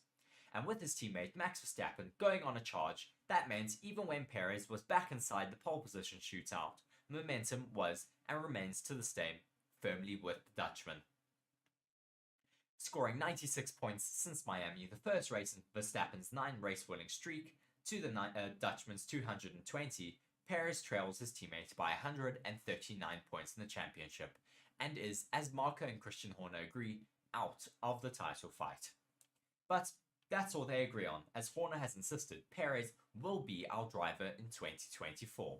Well, while Marko says nothing is 100% certain in Formula One, and that there are always performance-related situations somewhere that need to be discussed. And it's the Red Bull Motorsport advisor's comment that Schumacher is leaning towards as fact.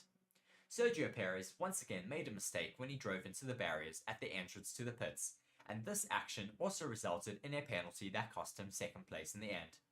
The 6-time Grand Prix winner wrote in his post-race Sky Deutschland column, "I think his days at Red Bull are numbered. Dr. Helmut Marko is not exactly known for his warm-hearted way of dealing with Perez. I think that Perez as a guy can't deal with that so well. That's how I explain these serious mistakes." Perez looked very grumpy, disappointed, and also absent all weekend. I think that there were already agreements about a separation after the end of the season. This would certainly be against what Sergio Perez, Christian Horner, and Helmut Marko have been saying. They all do believe that he does have still a race seat for the end of the season and next season, but we never really know what is going to happen in Formula One. Yeah, very, very interesting to see, though, that there is a bit of a parenting crisis, as we spoke about yesterday, at Red Bull, with Christian Horner saying one thing, Helmut Marko saying another thing. And yeah, we don't really know what is going to happen with the likes of Sergio Perez in the future. So we'll have to really wait and watch as to what happens there. But Sergio Perez also goes on to explain why he has been a step or two behind while adapting to a driving style with a developed RB19. Red Bull driver Sergio Perez has opened up on his efforts to rediscover the eye-catching form he displayed in the early stages of the 2023 season, admitting that the developments to the RB19 sometimes didn't really suit me and left him needing to work harder. Perez started the year with 2 pole positions and 2 wins in 5 events to shadow teammate Max Verstappen in the driver's standings, only for qualifying struggles and a general lack of confidence to take hold and derail his championship challenge.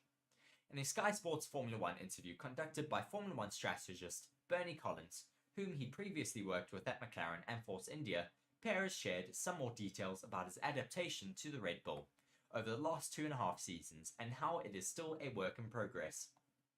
"There are a lot of things that are so different," Perez explained. "How you look after tyres, for example, is one of the biggest things. How you drive is completely different.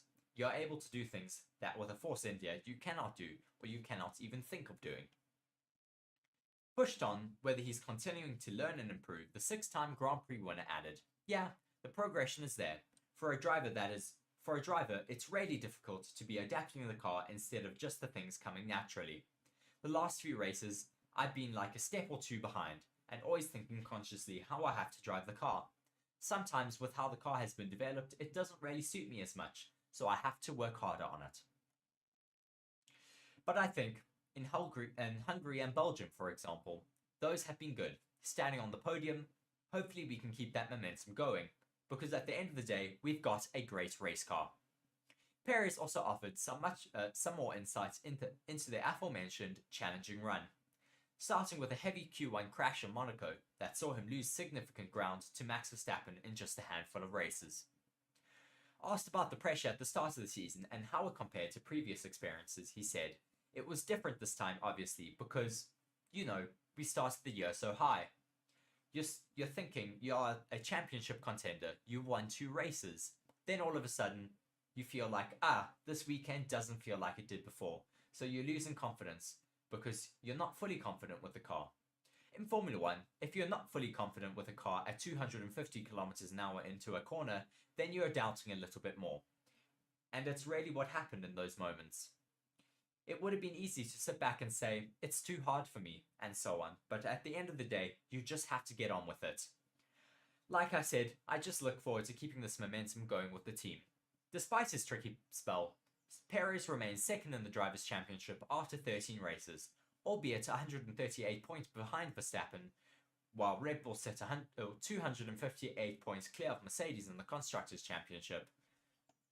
Well, Sergio Perez still remains quite confident that he can bounce back from his bit of a slump, but we'll have to wait and see what he can do in Monza. Of course, he was robbed from that second place position because of his mistakes in Zandvoort, losing it into turn 1 in those tricky conditions, and then hitting into the pit lane, losing even more time, and getting that penalty, resulting in him finishing in 4th position. Yeah, well, let's see what you're all saying there in the comment section. Well, nothing too much there, but let's get a different poll going up. Do you think that Sergio Perez is going to lose his race seat? If I can type here.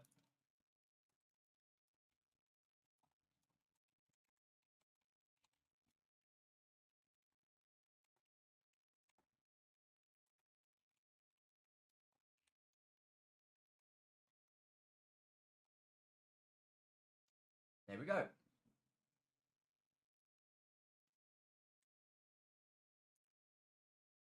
Mark just saying that Perez will lose his seat at the end of 2024. That I certainly don't have any doubt of. But I'm more wanting to know what's going to happen with him next year because, yeah, there's a lot of talk about what could happen for that seat. Of course, we want another competitive driver in that seat. If Perez isn't going to be able to challenge Verstappen, then I think it should go to someone who is going to be able to. Because, yeah, I think that is only really fair. So moving on though, away from Red Bull finally, sorry to all of those who don't necessarily want to hear about Red Bull all the time, but we're moving on to a little bit of a chat about McLaren. McLaren are still vulnerable despite fashioning an urgent Monza wing upgrade. The McLaren Formula 1 team is still likely to be vulnerable at the end of this weekend's Italian Grand Prix, despite fashioning an updated lower drag wing that it previously acknowledged was urgently needed in Spa. Lando Norris found it impossible to race other cars at the Belgium Grand Prix before the summer break, as McLaren's rear wing meant he was extremely exposed on the long Spa straights. McLaren had been prioritizing the development and production of major upgrades, which transformed the car's overall performance and isolated development like a low drag wing.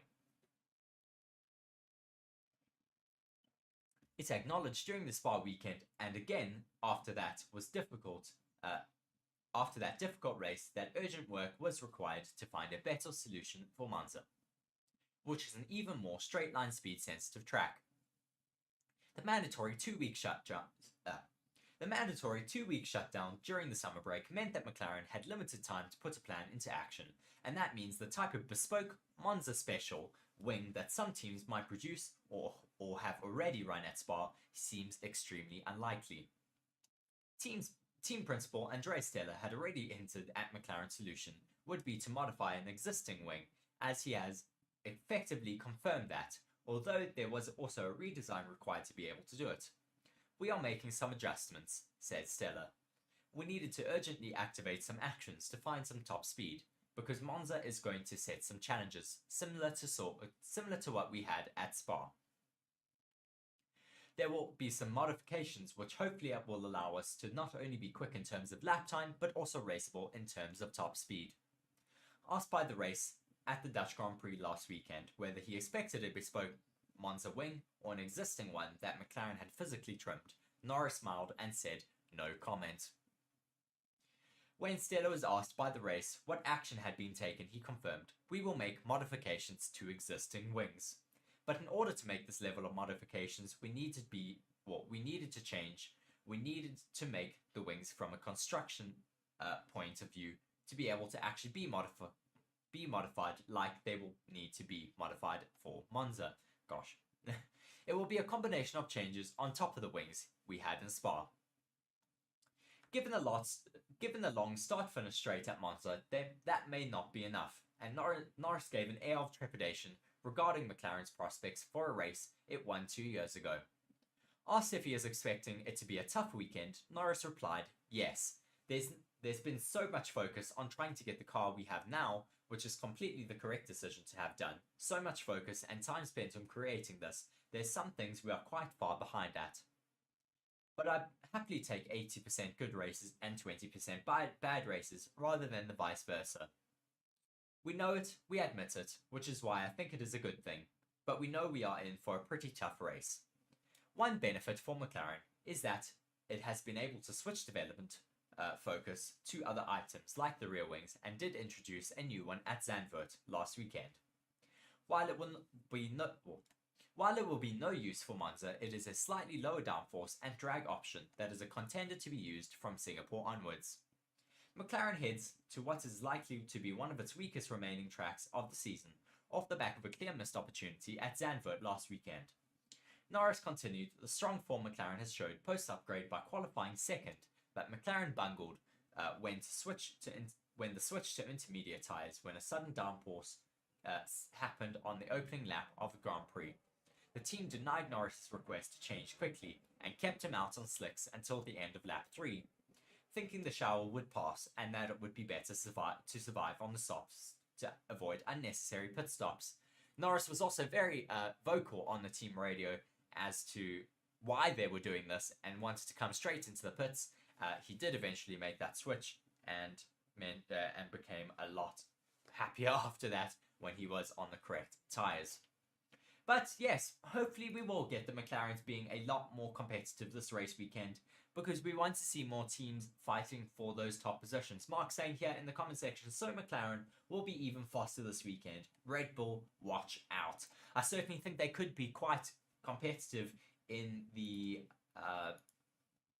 qualifying sessions. Whether they're going to be competitive in the race, we'll have to wait and see. I'm certainly hoping there will be. And let's ask you guys in the comment section, do you think that McLaren will be competitive?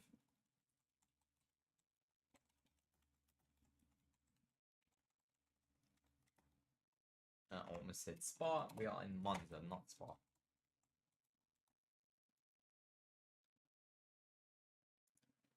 That is now up. So let's just see if there's any more comments from you guys. No, nothing. But we'll carry on nonetheless.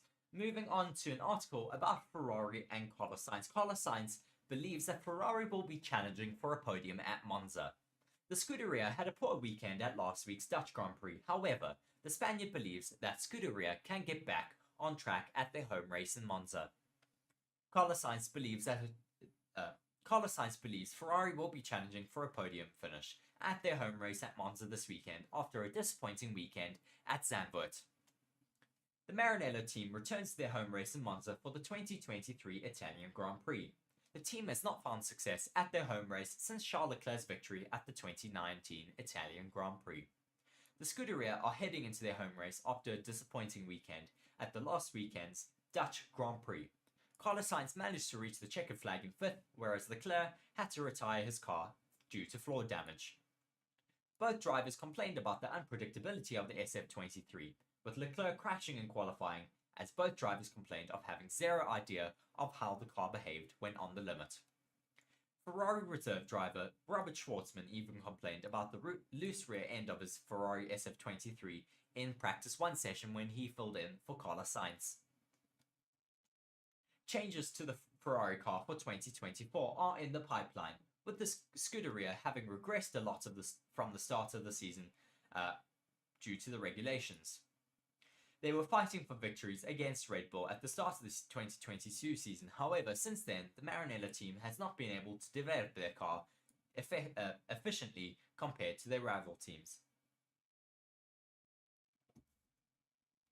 Ferrari have made it clear, though, that their 2024 car will be a completely new concept, with the Italian team being confident that their issues with the SF23 are fully understood. However, changes cannot be made to the car this year, so the team must persevere with their current car for the rest of the season. Carlos Sainz has spoken to Sky Sports regarding the matter, believing that the team has understood the issues with the SF23. However, he has admitted that the team have to ride it out for the rest of the 23 season. Don't get me wrong, he said, we have started to understand what it is with the handling, but there is very little margin to correct it now that the car is built and the car is pretty much done and developed.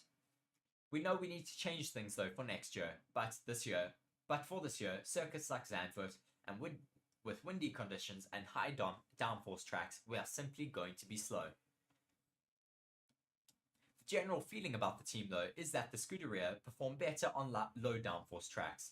Last weekend's trip to Zandvoort, Sainz was Ferrari's quickest qualifier, qualifying 1.1 seconds behind pole sitter Max Verstappen.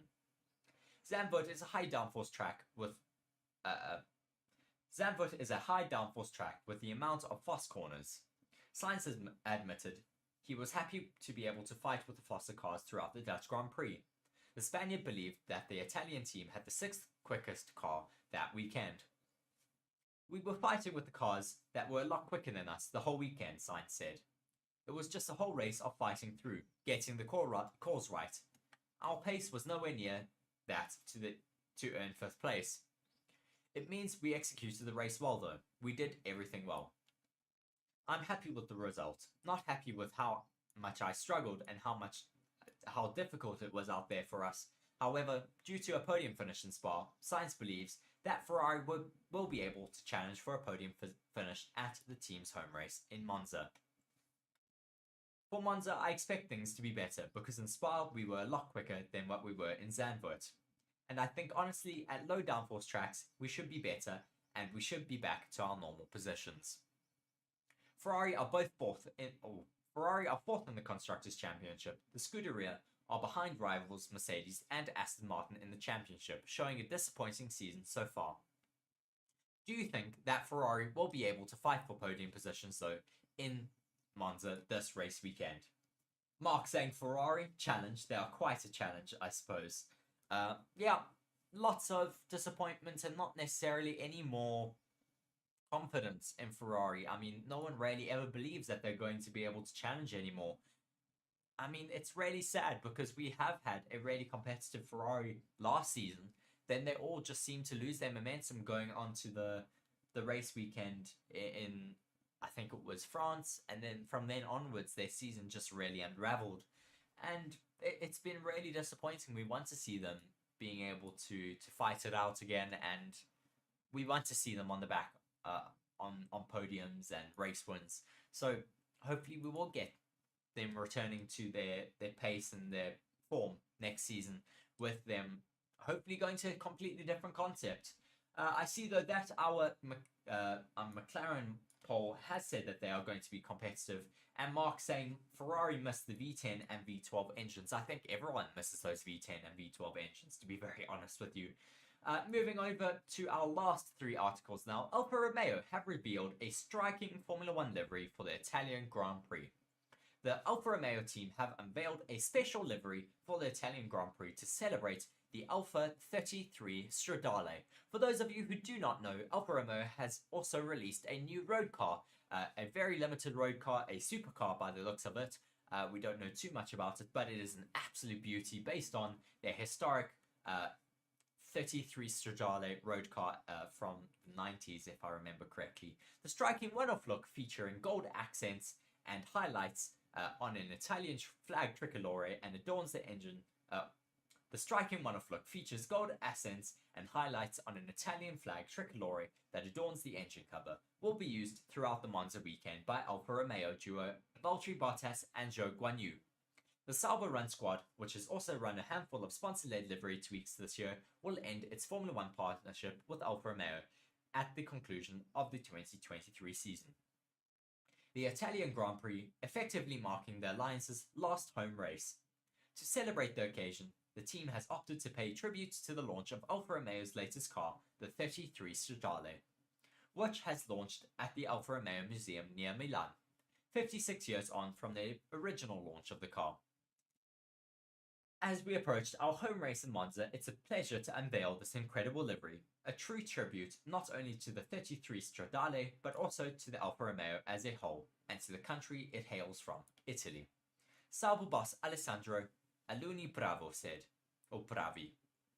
The Formula One team ends its Alfa Romeo partnership at the end of the Abu Dhabi Grand Prix, as it prepares to become the factory Audi outfit when the German engine manufacturer enters the series in 2026. Alfa Romeo has expressed interest in staying in the Formula One paddock, with reports emerging recently linking it to a sponsorship deal with the Haas Formula One team.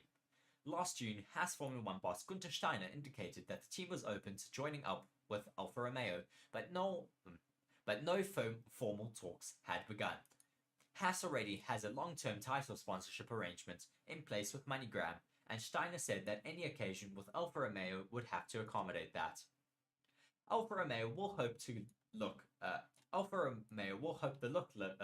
the new look gives it a boost on the track, having failed to score any points since the Canadian Grand Prix back in June, and it's stuck in 9th place in the Formula One World Constructors' Championship, only ahead of AlphaTauri.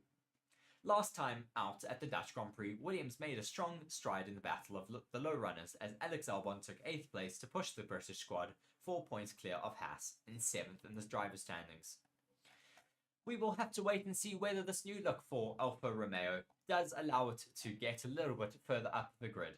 It certainly is an absolutely beautiful looking livery, and yeah, I hope to see it doing quite well out in Monza. As Mark says there in the comment section, the Alfa Romeo livery is beautiful. Moving on to our second to last article here, with a new Formula One and FIA clampdown on rules. So the Formula One teams face a flexi wing clampdown as tricks are revealed. Formula One teams face a fresh clampdown on flexi wings after this weekend's Italian Grand Prix. Motorsport.com can reveal, with the FIA moving to counter tricks it believes are illegal. Let's find it. As first reported earlier this month, the FIA has been taking a close look at flexible wings over the first half of the season, as it believes teams have been pushing the boundaries in terms of what is allowed. It is understood that several teams, including Aston Martin, were advised to make changes to their front wing designs around the time of the Azerbaijan Grand Prix in a bid to ensure that they did not fall foul of any rule breaches. But as a part of a ramped-up effort to stop any attempt at getting around the regulations, the FIA has now issued a formal technical directive outlining what it believes are unacceptable designs with regards to flexible bodywork. In Technical Directive 18, a copy of what has been seen on Motorsports.com and was sent to teams ahead of the Dutch Grand Prix weekend, the FIA states that it believes outfits are exploiting regulations of purposefully designed, localized compliance, plus relative motion between adjacent components to deliver a significant boost to aerodynamic performance. In plain English, that just means teams are exploiting a loophole in the regulations which allows for bendy wings to gain a performance advantage. So it states that any design that operates like this is in breach of Article 3.2.2 of the Formula One's technical regulations, which states that any components that influence a car's aerodynamic performance must be rigidly secure and immobile with respect to their frame of reference defined in Article 3.3. Furthermore, these components must produce a uniform, solid, hard, continuous, impervious surface under all circumstances. The FIA has been prompted into action because it believes that teams are exploiting sophisticated systems that rotate and flex front and rear wing elements in ways that cannot be detected through their regular load tests. It has made it clear that any assembly designs that exploit the localized compliance or degrees of freedom are not permitted. The FIA duly outlined 4 key design elements that it considers to be in breach of the technical rules, but suggests there may be other ideas at play that could be illegal as well. The teams are stipulated that they have to produce all of their drawings in regards to these regulations and rule breaks by the end of September. So they are wing elements that can translate vertically, longitudinally, or laterally relative to the bodywork that they are fixed to. Number 2 is wing elements that can rotate relatively to the bodywork that they are fixed to, such as rotating around one fixing, designs that utilize elastomeric fillets, compliant sections of the wing profile, or thin flexible laminate at a junction that can either distort, deflect out of plane, or twist to permit localized deflection relative to the bodywork the component is attached to, and it just goes on and on and on, and I'm sure all of you do not want to keep hearing all of these technical regulations. Mark says, Aston Martin will be fuming. FIA is just ruining creative engineering. Yes, they are, but of course they are trying to as well get racing a little bit more close between all of the teams and trying to close any loopholes that they do go and find. So that is what the FIA are trying to clamp down on at the moment. It's very interesting to see that these teams are finding all of these very, very creative loopholes in the regulations. And yeah, we'll see whether some teams take a bit of a dive in performance due to these regulation changes. Moving on to our final article for today, though. Massa's legal team warns of UK High Court action over FIA FOM delays. Felipe Massa's legal team anticipates filing a UK High Court action as early as next week if the FIA and Formula One management delay responding further to its 2008 Formula One title claims. As originally reported by Motorsport.com, Massa's lawyers wrote to the FIA president Mohammed Ben Sulayem and Formula One management CEO Stefano Domenicali earlier this month with a letter, before setting out the details of the Brazilian driver's legal pursuit to rectify him losing the 2008 Formula One World Championship. According to the document, Massa's legal team alleged that the Brazilian was the victim of a conspiracy over the Crashgate conspiracy at the 2008 Singapore Grand Prix.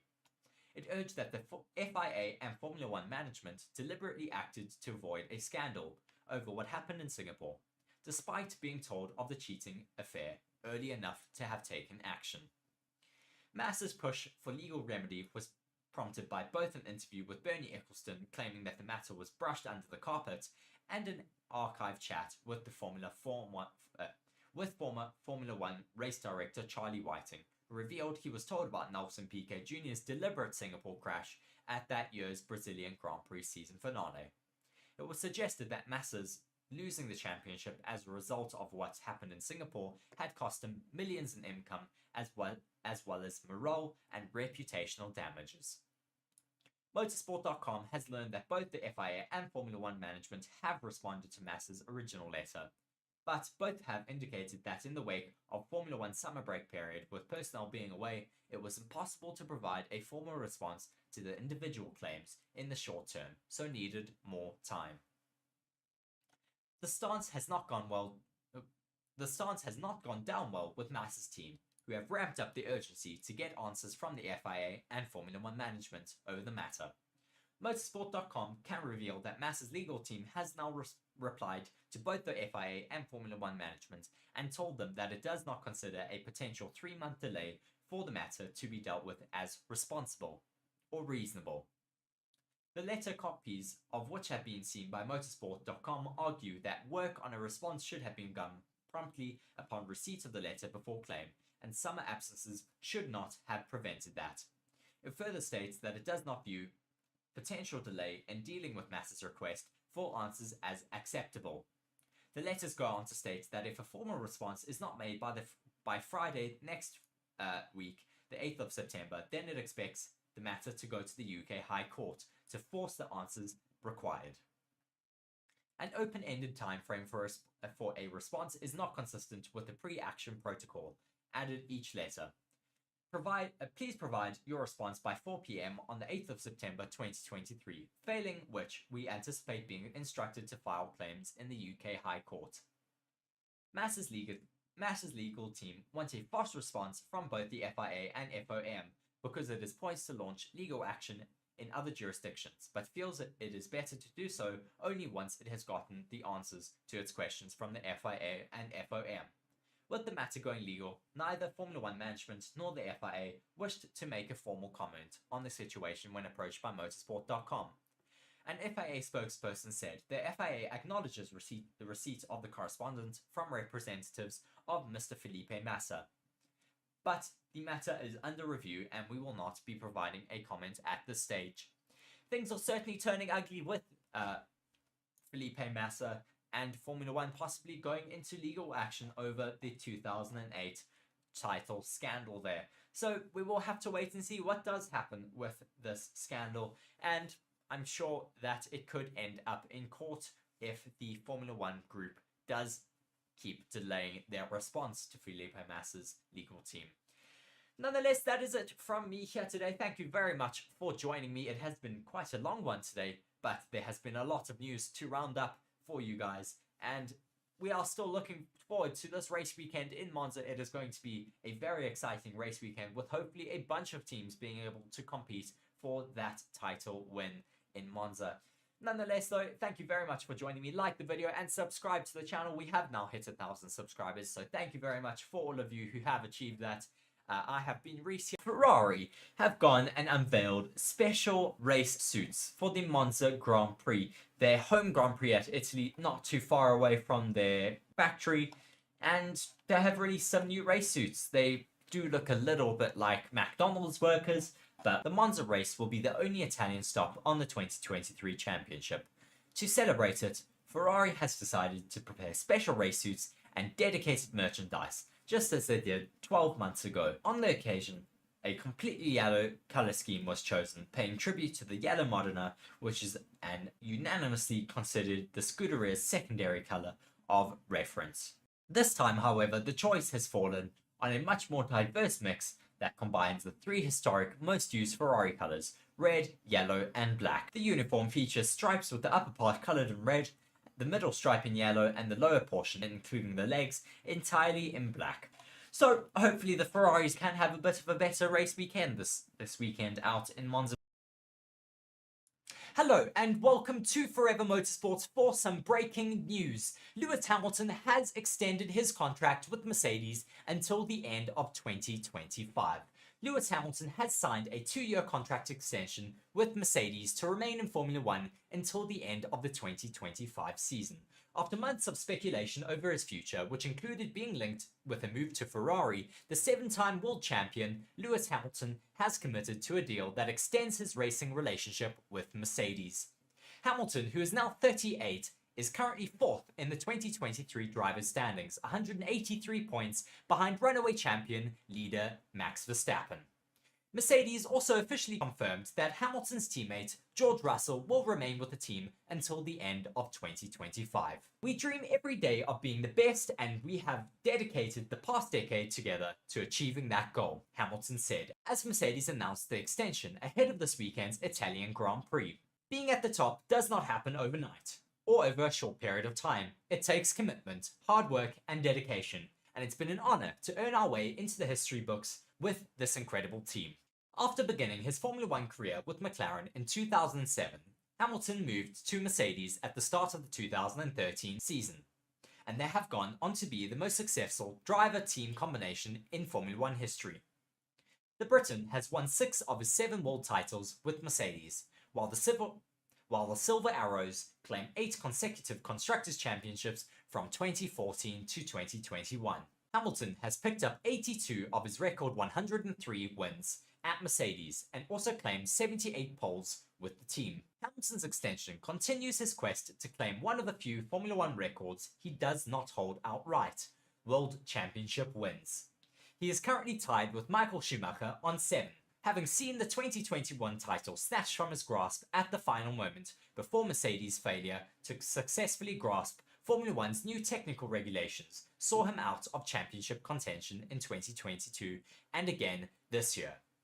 The 2022 season was the first in Hamilton's Formula One career that failed to claim a race victory, the most recent coming in the penultimate race of 2021, the Saudi Arabian Grand Prix. We have never been hungrier to win, Hamilton added. We have learned from every success, but also every setback. We continue to chase our dreams, we continue to fight no matter the challenge, and we will win again. I'm grateful to the team who have supported me both on and off the track. Our story isn't finished. We are determined to achieve more together, and we won't stop until we do.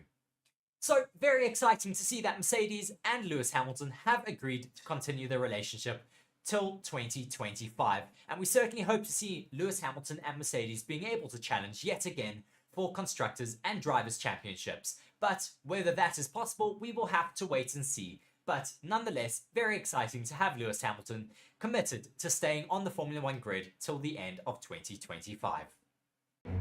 Welcome to Monza, home of the Italian Grand Prix.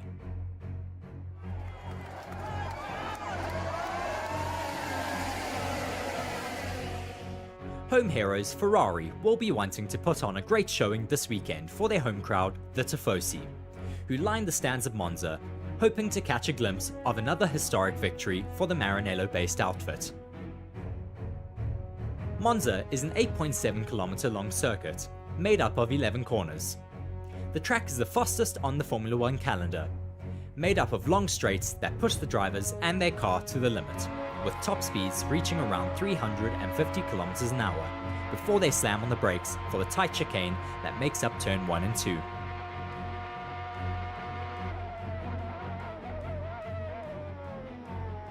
The circuit also has tricky technical sectors that rarely test the driver's limits, such as the Ascari chicane.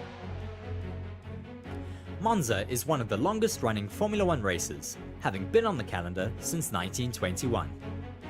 With the most successful constructor being the home favourites Ferrari, who have won at their home circuit an impressive 20 times. As well as the most successful driver being Michael Schumacher with 5 wins at the Temple of Speed. Watch now as you take a lap around the circuit in the Ferrari World Endurance Championship car.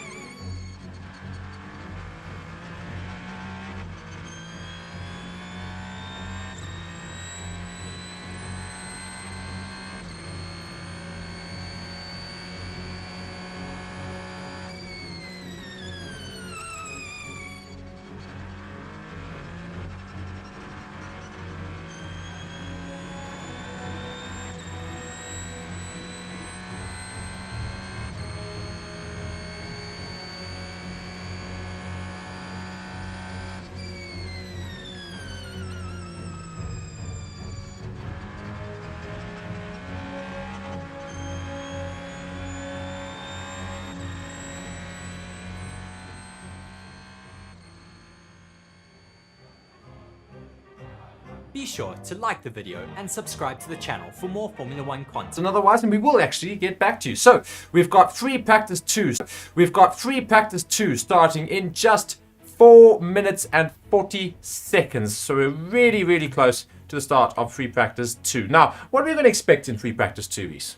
I think free practice 2 is going to be quite interesting. We're going to see some quali runs here because it's going to be similar conditions to what we're going to get tomorrow afternoon at this exact time. So, as I say, we're going to get some very fast laps. I expect to see people going for fast laps on every different type of tire because, as I was saying, through the majority of FP1, well, near the end when I did the research on it at least, we are going to have a different, or that trial qualifying format this race weekend again, where we try and everyone has to go out on hard tires for Q1, medium tires for Q2, and soft tires for Q3. So teams are going to want to set up their cars to be fast on each different type of tire.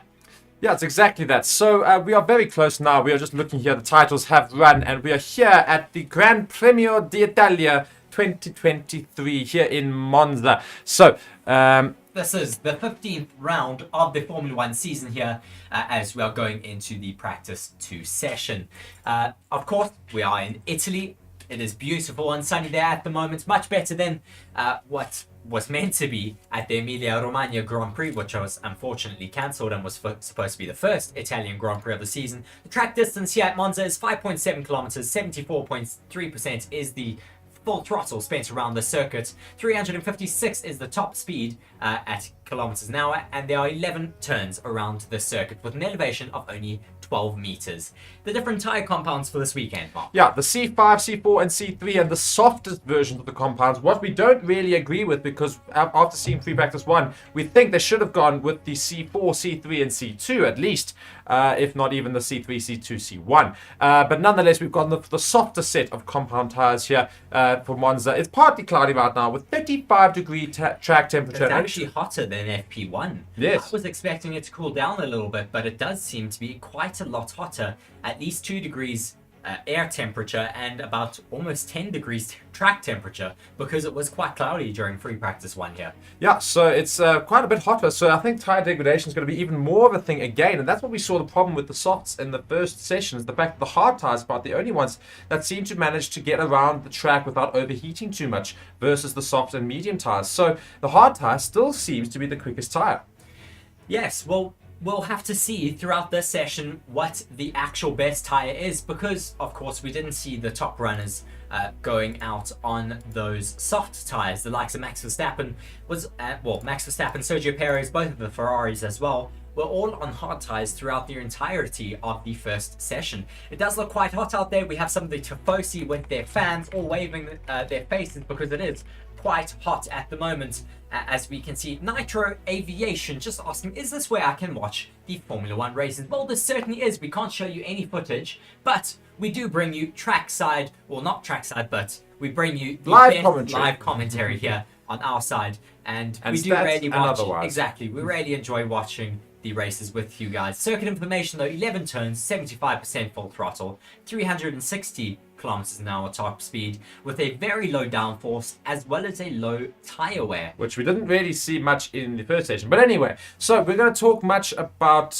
various things in this practice session, which gets going in 1 minute and 20 seconds. However, if you guys are looking for a way to watch all the footage live, you can go and check the description of the video, and you can go and utilize our partners there in watching Formula 1 from wherever you are in the world, and completely legally, of course. We'd never share anything that is illegal. So be sure to go and check the description of the video, and you can find out exactly how you can do that. And looking at the fans here, the Tifosi out in force.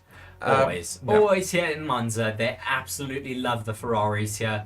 Of course, there's also a little sticker commemorating the Italian Air Force on the Ferrari's front wing, because they did a race about 100, well, it's the 100th year anniversary of the Italian Air Force, and Ferrari did a race against one of the Italian Air Force planes. And when I was in Maranello at the track, they actually have one of the Italian Air Force planes within their test circuit there. It's quite cool. It was a gift from the Italian Air Force, so they just have a little tribute to them this race weekend, as well as, of course, they have their tribute livery for Italy because it's their home race. So do Alfa Romeo, of course, yes. Incredible. But theirs is in tribute to their new road car that they've just released on Friday. Yes, and it's a beautiful road car as well. Be sure to go and check it out. I think it's, as we said, still in concept design at the moment, but it looks huge. Beautiful. And we do see that Alfa Romeo leave the pits as we do now have the start of FP2. So we'll bring up all those stats for you now as well, and you will get notified about everything that is happening in this session. Yes, just watching with Lando Norris now, waiting for him to get out on track as he gets lowered down off the jacks. We also have, I think that's Lance Stroll currently out on track. I think that is. Yes, it is now. Yeah. Exciting to see what's going to happen this session. We already have people out on hard tyres, waiting to see whether they're going to be doing some more, well, race runs, or if they're going to be doing some quali runs as we would expect in the session. Lance Stroll going quite slowly though out on his outlap right now. Yes, indeed. And if you guys are joining us for the first time, be sure to hit that subscribe button. And if you guys are joining us normally, hit that like button on the video anyway as well, guys. Let's try and get up to 100 people watching as quickly as possible. Good to see all the regulars coming back onto the channel. We've obviously got just 59 minutes left already. A minute has passed in the practice session, and we're seeing a few cars make their way out onto the grid. Lance Stroll leading them all out. Very keen to see what he can do, because of course he missed the first practice session, so he's going to be the new driver here in the second session. Felipe Drugovich filling in for him in that first session today. The McDonald's Formula 1 car has left the pits now. If you're not familiar with what I'm talking about, that is the Ferrari car for this weekend. It's got some yellow stripes on it, which make it look very Ferrari-esque, as do the driver's race suits. Yeah, they're getting out the pits now. Could they have the potential, though, to challenge for a race win or even a podium this weekend? Certainly looks like it off the back of their race runs in FP1. They look very close with the Red Bulls as well as with the Aston Martins and Mercedes. They were pretty much the best of the rest in and about with the Red Bulls there. Yeah, exactly that. So we've got a few people coming into the comments here saying hi from Cape Town. That is Larry. We've got Pure Blood in the comments as per usual. We've got Zalish, who's also a bit more of a recent acquisition to the regulars. He's from Pakistan. And yeah, let's see exactly what happens. And let us know where you're also joining us from. And we always love to have questions from you guys about what's happening in the session itself. We're currently on board with Carlos Sainz, the number 55 car. And with those yellow medium tires on, it really sort of just adds to the livery, doesn't it? Even more McDonald's on that car. Yes. I'll take a number 2, please. Just carrying on, though, with the first hot laps that we have getting put out on track, we have Lance Stroll coming up to finish his hot lap. Valtteri Bottas on a bit of a blazing lap at the moment, but those middle sectors have been stolen away from him by Nico Hulkenberg, and Sergio Perez is also currently out on a hot lap right now. Yeah, so we're bringing the lap times as and when they should finish them up. Of course, we're going to have a lot of different simulations and race simulations, so times will be changing all the time, but we'll try to bring you more or less what's happening on the track as we go. So Sainz now starting his hot lap here on his mediums, and let's see how he fares around the circuit. Yes, so I think we've got a red flag. I think we have a red flag, so let's go and see exactly what's happened. Yes, we do have a red flag. That's Lance Stroll. So I think this might be an engine failure or just some type of gearbox or electronic failure, because doesn't seem to be any damage on the car, but he's just stricken on the side of the road. Hopefully they can either get the car restarted or rebooted and then get the session underway again. See, he's at a high speed section. That is why they have red flagged the session so quickly. Well, the problem is with this track is that every single sector is a high speed part of the track. So an immediate red flag right at the beginning of the session, so no real lap times put in yet. The only one to cross the line in a proper time was Guan Yu Zhou at a 124.75. Just watching a replay here of Lance Stroll, he just seems to lose power in the car. Look, absolutely nothing on the car there as he comes into it, and just confirming, yeah, he just seems to lose power. That is very weird. But glad there wasn't a crash or any other issue there. Yeah, just coming through that Ascari chicane, he seemed to lose power there and just had to kind of ride it out there. And he did luckily, well, he had the opportunity to put it over next to a service road, and he kind of left it a little bit too late. I don't think he had any brakes either, to be fair, so maybe that's also the issue. He just sort of let the car coast. And yeah, Lance Stroll has caused a red flag here, so it's not an immediately good weekend for Lance Stroll. It's his first session, of course, because he missed the earlier session, and he's caused a red flag. The car is still not going, so they still not managed to sort it out systems-wise from the engineer's end. So he might be stranded here and might not actually get a practice. No, he very well may just lose practice the entirety of it, because as you say, it's just started. I mean, there's 55 minutes left, and he's going to be stuck out there on track, and they're not going to be able to get his car back into the pits before start of, well, the end of the day, really. But so far, fastest times are Zhou Guanyu with a 124.7. We expect that to at least get into the 120s. Valtteri Bottas is currently a 131.5. That's a warm-up lap though, and no one else has set a lap time out there yet. Yeah, so we're still having to wait for proper lap times to get put in, though the Alfa Romeos were the first ones out there and they did put lap times in. So currently they sit 1 and 2, which is completely parallel to practice 1 where they were rather useless. But of course, we're just joking around with that. Stroll still not able to get that car going. I think they're going to have to abandon it and they're going to have to recover that vehicle, which is very sad for him. It means that he will not be able to participate in this session, which means he only has practice 3 to practice before obviously qualifying and the race on Sunday. That's going to make his job really, really difficult though, going into the race on Sunday, because as you say, he only gets a singular practice session because of course in FP1 he gave up his race seat for, who was it there? Felipe Dragovic, their reserve driver, who was getting a practice session in as stipulated by the FIA with their young drivers rules. Yeah, they're not able to get that car going. He's still sitting in the car trying to reboot it, but the stewards are telling him he needs to get out now. He's ignoring them though. He's not listening to the stewards or the marshals there. Yeah, that's a bit of an odd one. But look, to be fair, they're probably speaking Italian. Lots of hand gestures. Looks like they're going to be wheeling the car back. Yeah. Well, I think they're trying to get him out of the car first, but yes, I don't know what is going on with Lance Stroll's car at the moment. Yeah, he is now being wheeled away by the looks of it. Yeah, pretty much. So, Lance Stroll not having a great start to... what? Is he going onto the track? What's he doing here? They're wheeling him off towards the service road now. Yes. Yeah, very early stop there, and Aston Martin are going to have to go and deal with that issue there as quickly as possible. Fernando Alonso, though, will follow on and see exactly what he can do during this session. I'm sure he'll do some amazing things as we saw in the first session. See what I've been talking about here, Mark? This is the wing of Sergio Perez. See the cutout there? Verstappen's car does not have that.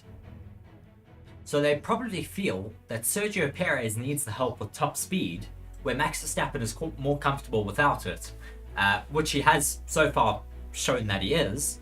And Sergio Perez has been given that extra boost with a cutout in his wing. Maybe they will bring those changes over to Max Verstappen's car. But very interesting to see that they're able to run 2 different specs on their cars to possibly help with drivers feeling a little bit more comfortable. There has been a lot of talk recently about Sergio Perez not necessarily liking the car. And I think this kind of shows the fact that they are trying to get him to a point where he does like the car and does understand how it handles. They're not trying to sacrifice him as a driver, or they're not trying to compromise his race or his setup at all. I think they really are still really rooting for Sergio Perez. Of course, it costs a lot of money to have a car going into Formula 1 and to go racing every race weekend. They want the best for all of their drivers, and I think that kind of shows in the fact that they are maybe allowing Sergio Perez to trial a setup that would prefer his drive, well, would benefit his driving style better. Just waiting though for this red flag to be released. That car has now been moved out the way, so we do expect it to get running very shortly now. Yeah, so the car is out the way. Pit lane is looking very, very relaxed, and otherwise, I suppose, nothing problematic. So we'll see this session get underway again. We just see that Aston Martin now has been moved and right next to that recovery vehicle. Lance Stroll still in the car. I think he will get out shortly to make his way back to the pits. Race Control has announced that the session will resume in 1 minute time. So we'll get going in just a bit. We see Red Bull are already getting the car out and getting it straight out into the pit lane to go and restart the session. Yes, Teo, they're just asking what happened with the red flag, what caused the red flag. It was Lance Stroll. Unfortunately, he has had some issue in the car, no crash or anything, but he has just had some electrical issue or gearbox or something else, and he had to retire the car on the side of the road near the Parabolica. We now have everyone else, though, out on track, pretty much everyone diving out of the pits to get back out onto the track. Yeah, indeed. So, the session is now resumed. 50 minutes left of the session. They have put that wing on Max Verstappen's car now. They have put it on. I can see it now. He does have that cutout wing. So possibly they've seen it does have a bit of a benefit on Sergio Perez's car, and they've implemented it now on his. So all of the drivers now queuing at the end of the pit lane, waiting for that green light. It has been released, but the drivers don't seem to be moving just yet. Indeed, and the Ferrari now leading them out. 49 minutes left of this session. Pure Blood there just saying Perez is the perfect number 2. If they had another number 1, both Red Bulls would be so far ahead of other cars they would attract FIA politics to even the field. Now they can just point to Perez and say that he's slow. Well, it's a difficult debate that. I mean, yes, but I also feel that Perez is maybe struggling with the philosophy of the car. It doesn't necessarily suit his driving style. Of course, the team is going to go in a way that suits their champion. But I think Sergio Perez is still performing quite well in that car to be able to stay in second in the championship. Well, I think the thing is we're going to see how he's going to do this weekend. Maybe he won't do particularly well, or he does do well. I think this weekend is going to be a good indicator as to where he will finish off the season as well. Because I think if he does finish on the podium this weekend at least, then I think it'll be relatively secure that he'll get that second place in the Drivers' Championship. Though, if he doesn't, then I think it's going to be thrown into a bit of question. Because if he can't get a podium here, where there's very little space, outside of that first turn, there's unlikely to find himself in a wall or somewhere. It's lots of straights, long straights. Red Bull should be absolutely properly dominant. If he doesn't find himself in second place at the end of this weekend, you've got to then question what on earth's happened. Yes, I mean, you do have to ask what's happened because he does have one of the most dominant cars on the grid. I accept that car is dominant. Of course it is, but the drivers being consistent also do play a large role. Now, watching with the Ferrari starting a hot lap, now they are still porpoising quite a lot down the straights there. I mean, that does not look comfortable at all. I thought they would have been able to sort this issue from FP1 to FP2, but Carlos Sainz still porpoising all the way down into turn 1, now making his way through that chicane. Yeah, keeping himself neat and tidy through there. Very neat and tidy through turn 1 and 2. Now making his way through turn 3. Very, very fast through here at the moment. Let's see what his first sector times are like at the moment. Ooh, a little bit down already. So not looking particularly quick on these mediums here, Sainz. Just going back to the comments here, I've got a whole lot of people here. Pure Blood just saying Perez is the perfect number 2. If they had another number 1, both Red Bulls. I know. I'm just reading it again for myself.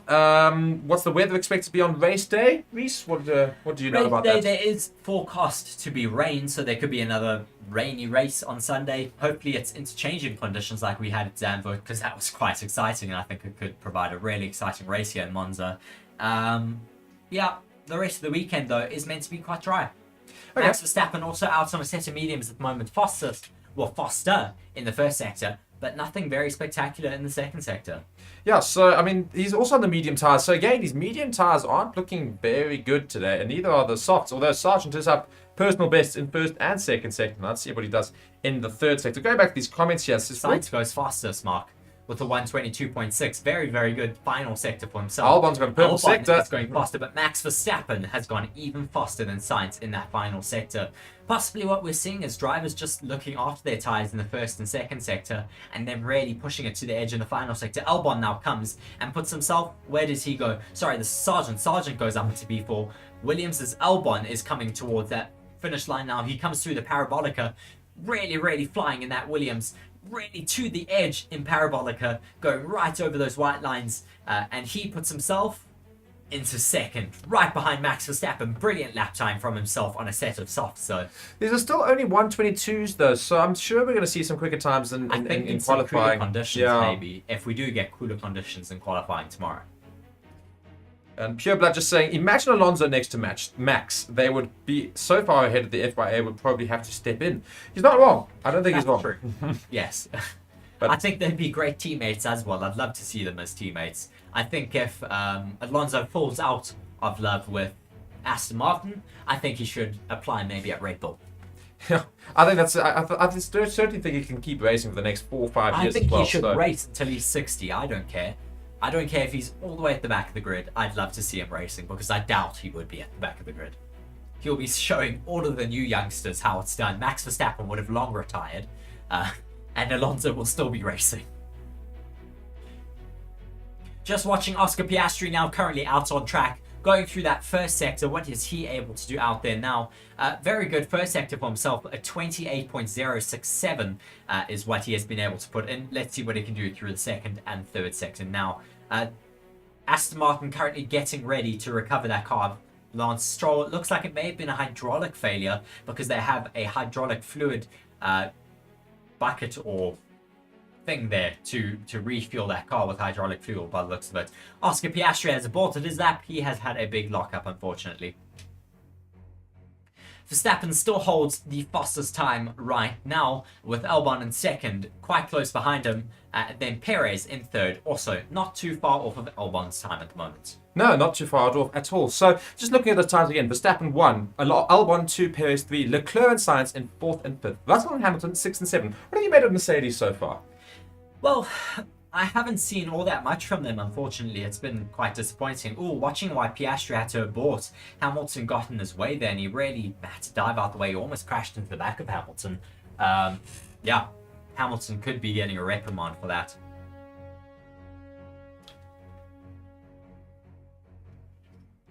Russell on the radio just saying, check the curb strike in turn 1, please, for the next run. It felt worse. So possibly he's just bouncing out a little bit over the first few corners. Yeah, Fernando Alonso now going for what? Look at this traffic here. I'm sorry, I was going to say he's going to start for his hot lap here, but just looking at this traffic here, everyone building up right before the start of the track. So, I mean, I think traffic might well be a problem tomorrow in qualifying because there's going to be a whole lot of people building up into corners, which won't be very good for those setting qualifying times tomorrow afternoon. So, yeah, it's probably a precursor to what we're going to see in qualifying tomorrow. Fernando Alonso now just getting those tyres nice and warmed up, just having a little bit of a burst of speed there and weaving the tyres about. And I'm hoping we're going to see a really quick lap from him on those softs.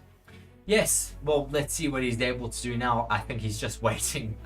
Perez is hoping to get a bit of a toe there from him, rather. So Perez has backed off a little bit, and now Fernando Alonso has released to start this lap. DRS is now wide open, and let's see what he's going to be able to do. Indeed, Fernando Alonso now coming down the fast start, finish straight, and it comes right into that awkward turn, which is very contentious. A lot of people don't enjoy it, and certainly me in the gaming stream didn't enjoy it. Got taken out. Anyway, Fernando Alonso carrying on now this lap, and let's see his first sector time versus Max Verstappen's. I think that's going to be a very good indicator. Here comes Max Verstappen's got a 27.44. Fernando Alonso's 0.089 behind that, so still slightly down on Max Verstappen's time in terms of that first sector, but I'm sure his other sectors will probably be quite good as well. Just watching Alonso now going through that middle sector. What will he be able to do? Coming through the first Degner, approaching the second Degner, comes through there quite neat and tidy. A little bit over the curve there. He might have to be a little bit more careful for qualifying tomorrow.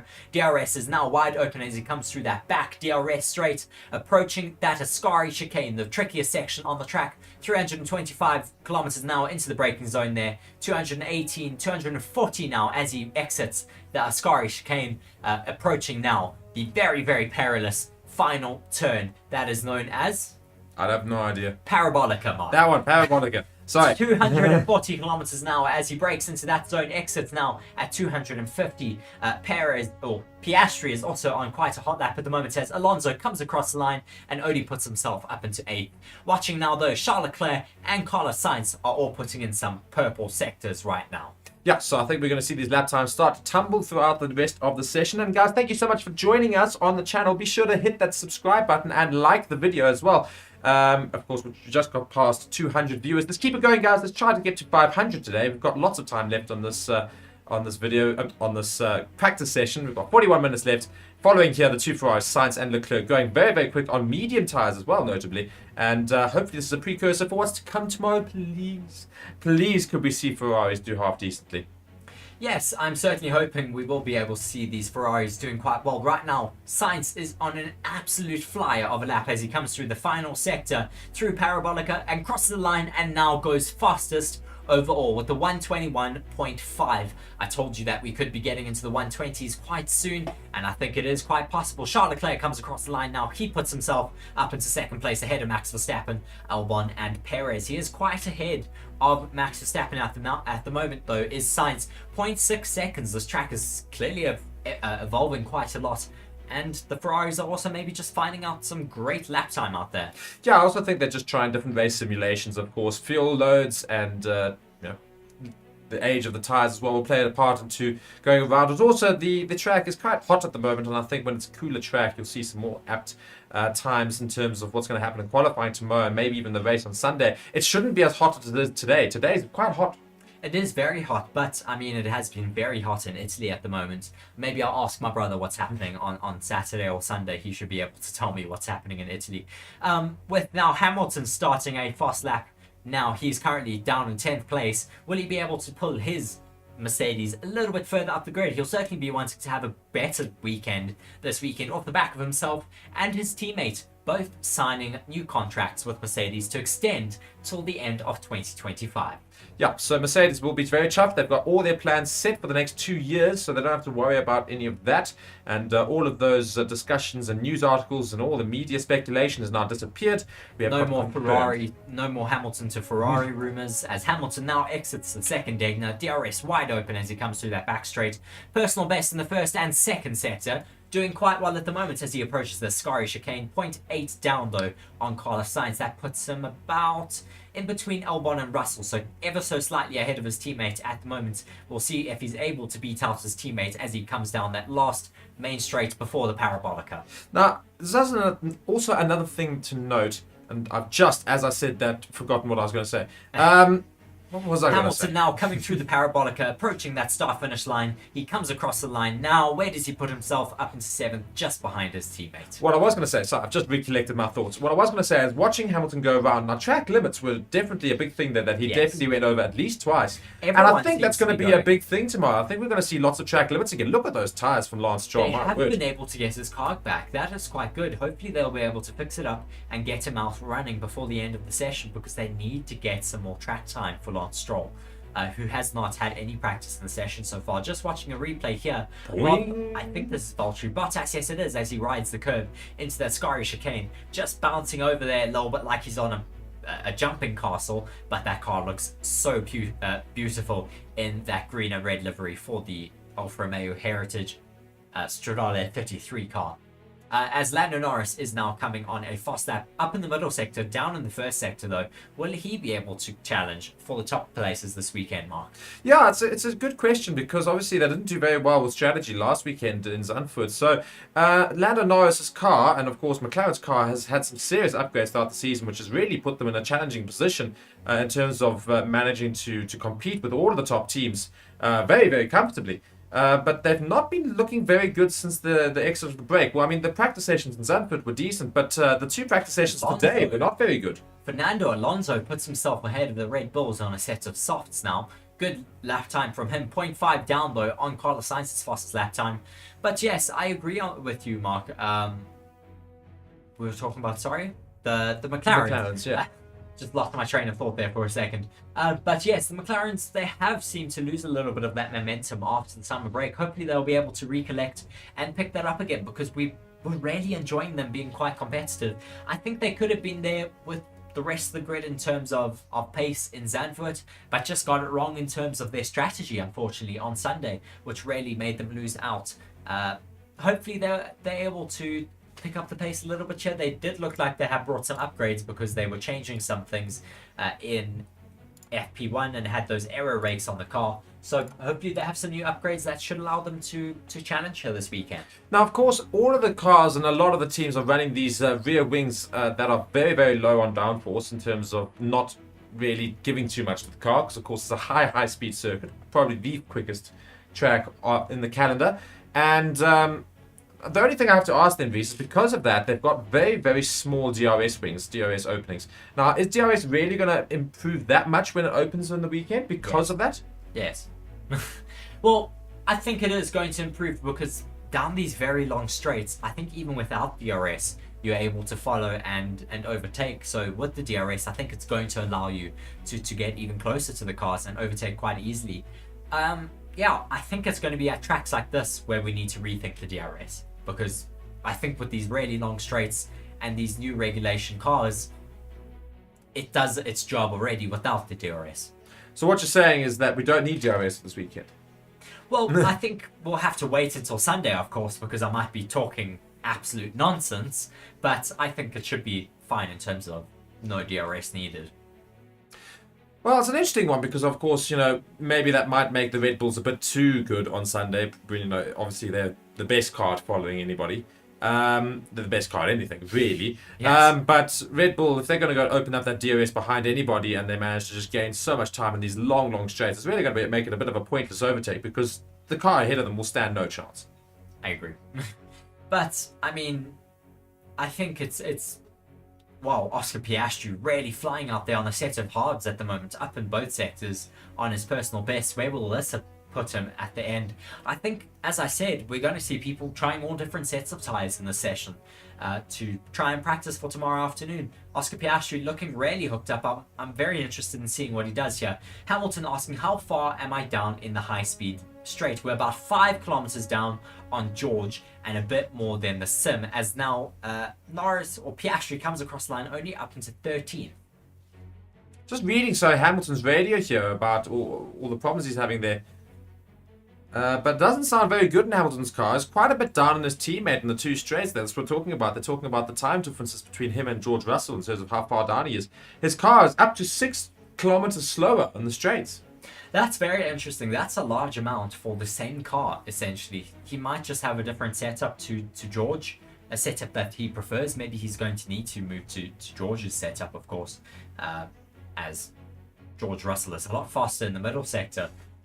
George Russell's faster in the first and final sector, but Hamilton is faster in the middle sector. That tells me that Hamilton has set up his car for the middle sector, the more technical sector, and just does not have that downforce or that lack of downforce for the fast straights. Yeah, and it's exactly that. So Hamilton and the engineers will have to go and make some changes to the car. They're still on the radio having some discussions all about it as well. And we've got Prince in the comments here saying how is using Prince of who? Prince Vajesh Patan-Shetty. So yes, how is using a reserve driver in place of the main driver helping the main driver, especially in the case of Stroll today? Well, it's not actually there to help the main driver. It's there as a FIA regulation. You have to, throughout the season, give a chance to a reserve driver or to a junior driver from F2 or from races. For 3 races during the season.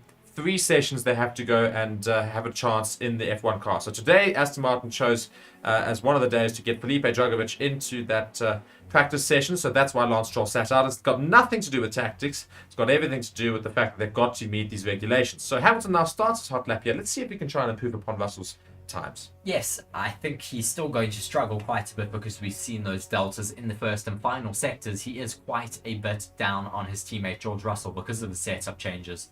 Or setup difference rather, but pretty much everyone else is in the pits. That really shows that Hamilton is not very happy right now because everyone is finished with their first set of data gathering, and Hamilton should be following suit, but he's using the free air and the quietness of track to maybe just collect his thoughts, maybe gather a little bit more feedback for himself to see where he needs to change his setup. He's a professional though. He's been doing this for a very long time. He's going to know exactly where he needs to improve. And if that means moving over to George Russell's setup and trying that out for a little bit, maybe adapting that to his driving style, sure. He looks quite comfortable though through Ascari. He doesn't seem to be fighting the car. Lots of bouncing though.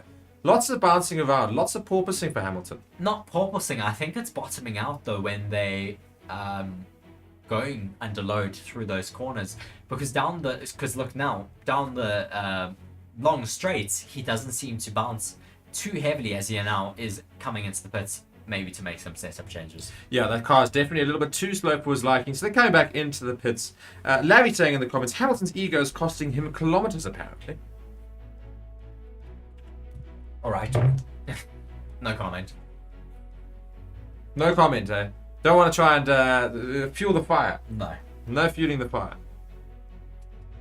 Logan Sargent, one of the only drivers out on track. Himself and Kevin Magnussen are the 2 drivers out on track right now. What can Logan Sargent do this race weekend, Mark? Not much. I mean, what do you mean not much? He's up in 8th. He's ahead of Hamilton. In practice... He's ahead of Hamilton. In practice, the issue that I have with Logan Sargent is the fact that, he can't do worse than last weekend. It wasn't his fault at all. This is what I must reiterate. It was not his fault. But pressure is mounting on Logan Sargent. His lack of points and his finishes throughout the entire season are really going to cost him in terms of trying to get that seat for next year. So he needs to really do well this weekend, I feel. I don't understand why there is so much pressure for him to score points. I understand that is your sole reason as a racing driver, but it's difficult. I mean, George Russell didn't score points for how many years with Williams? It was like 2 or 3 years. But to be fair, they weren't in point scoring positions at the time. Alex Albon's shown this car can definitely get there. But Alex Albon doesn't score the points every single weekend. It's still not that easy to get it into the points. But it's possible, but it's not a given. Yeah, the problem is the fact that Alex Albon has done it in the race weekends where it is possible, and not just done it, like been well within the points. And Logan Sargent has not been close to Alex Albon. He's been far away. I don't think it's fair to compare Alex Albon and Logan Sargent, because Alex Albon has been in the sport for now 3 or 4 years, and Sargent is a rookie. And what's Piastri's excuse? Piastri's just talented. What are you saying about Logan? He's not talented then. Not as talented as Piastri. So then should he be in that seat? That's the issue that I have. That's the problem that I'm trying to bring up. You see, this is the issue. So, who's more talented between Logan Sargent and Mick Schumacher?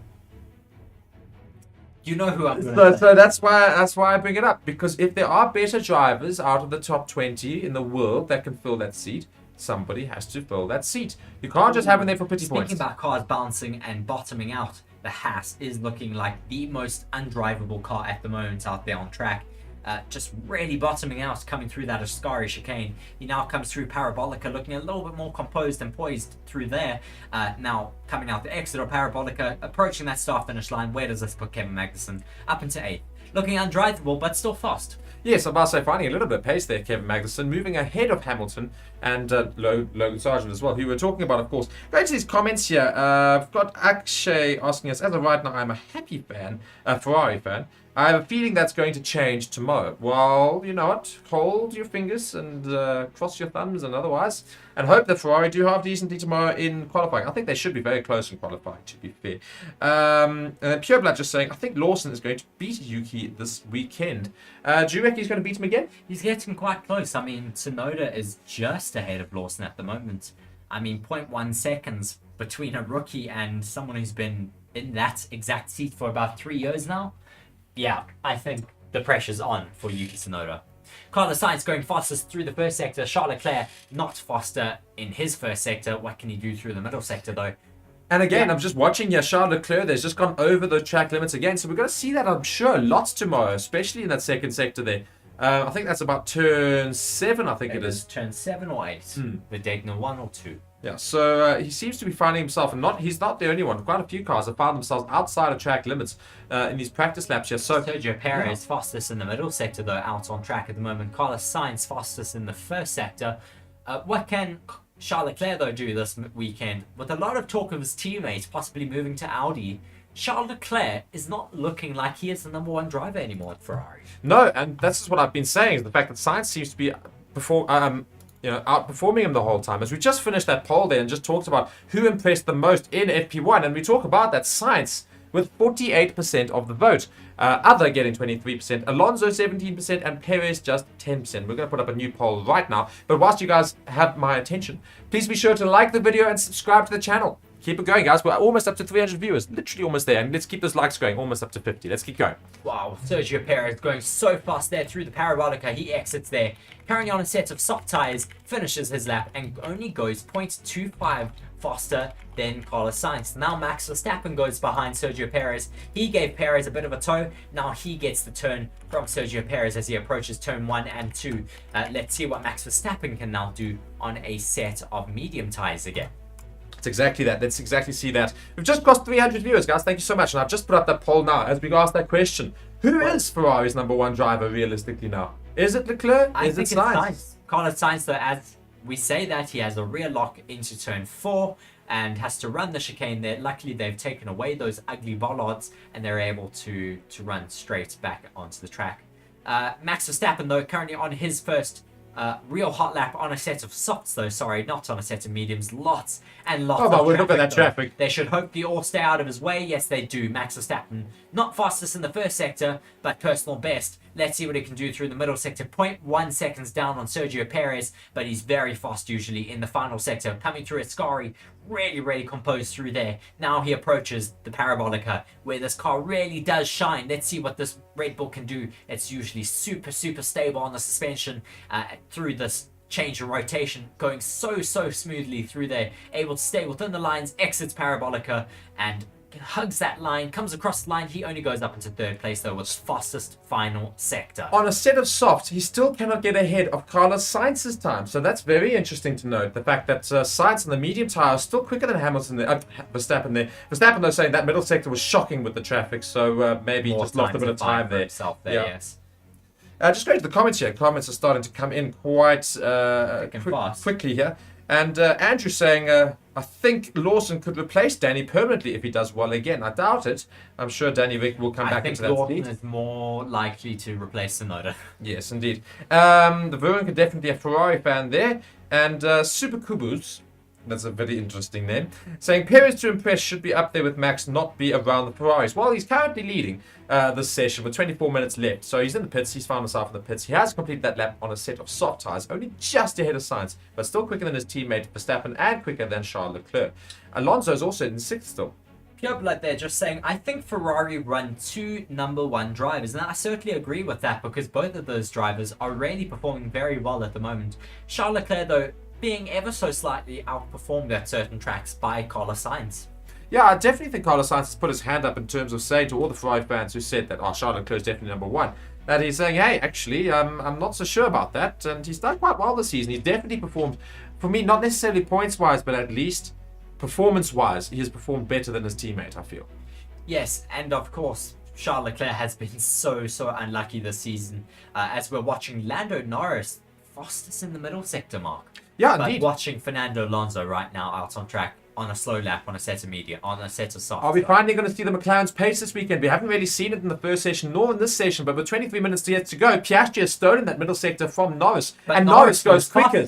Indeed, so we've finally seen that pace from the McLaren's and that soft tyre there. A soft tyre run, and Alonso goes than the Red Bulls, Mark. I was about to say, a whole 0.16 seconds. So McLaren looking very quick here. So we've got a third constructor into the challenge here. Verstappen on the radio saying, we're not going to try again because I had a rather messed up read? I think it's supposed to say rear. And he's saying he's been told it's not qualifying, Max. And he says, yeah, but I want to have a proper read in terms of what his qualifying pace could be. Maybe, yes. I think maybe just having a read of what the true pace is out there, what it feels like in terms of when you're pushing out on track.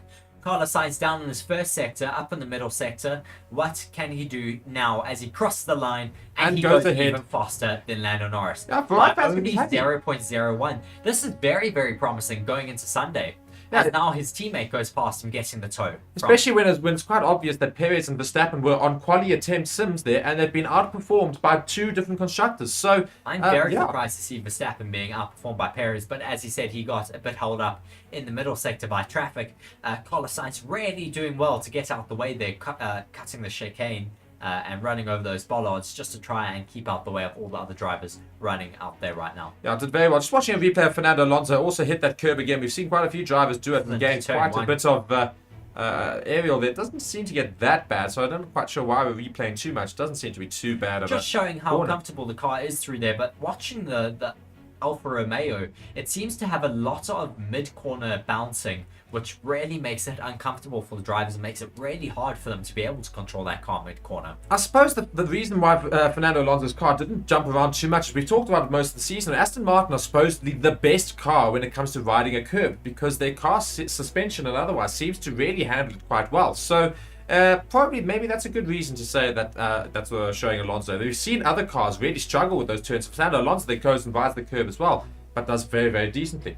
George Russell currently on an on a hot lap on a set of softs. Now let's see what he can do as he comes through the middle sector now. Personal best in the first sector, personal best in the middle sector as well now for himself as he approaches the Ascari chicane. what can the Mercedes true pace be for this race weekend? That's exactly that. Let's see what Russell can do. He's still down on Science of Time by quite a lot. We just crossed 400 viewers. Thank you so much for watching, guys. Be sure to like and subscribe. Please like the video right now. Go smash that like button. And then again, subscribe to the channel. We've just started doing content properly again on this channel. Forwarding that, of course, so come join us. And for all the different news shows and otherwise on the channel, we also do I say Reese does a live show every day of the week during the weekdays, so be sure to go and join him there for all the Formula 1 news. And yeah, you can really be caught up well if you do subscribe to the channel. So be sure to go and hit that subscribe button and keep asking us questions in the comments. We'd love to answer them. And otherwise, let us know where you're watching from. Just 20 minutes left of this session here, practice 2. George Russell finishes his hot lap. He only goes up into P9. Not very impressive from the Mercedes of George Russell at this point. Lewis Hamilton out on track, but still down in 16. Should we be concerned? I think so. Because I think they seem to be concerned on the radio that the fact that their pace doesn't seem to be that good. Maybe they're only doing race pace still, but George Russell definitely did a quality sim there, and it was not looking good. I think the major issue is here, Mark. McLaren are really improving in terms of their pace. Ferrari are improving. William of Albon is the singular William. Yeah, and Aston Martin are doing quite well as well. So it's become very, very difficult for them. Now, Mercedes will surely find pace tomorrow in qualifying. They'll be a little bit quicker, I'm sure, but still some concerns for Mercedes fans. Though Ferrari fans will be very chuffed because obviously Perez didn't seem to leave anything out on track and was still slower than Sainz and Norris. And not just slower than Sainz, but a whole 0.18 seconds, so almost a whole 0.2 seconds slower than Sainz's time. Yes, I think we're going to have to wait and see.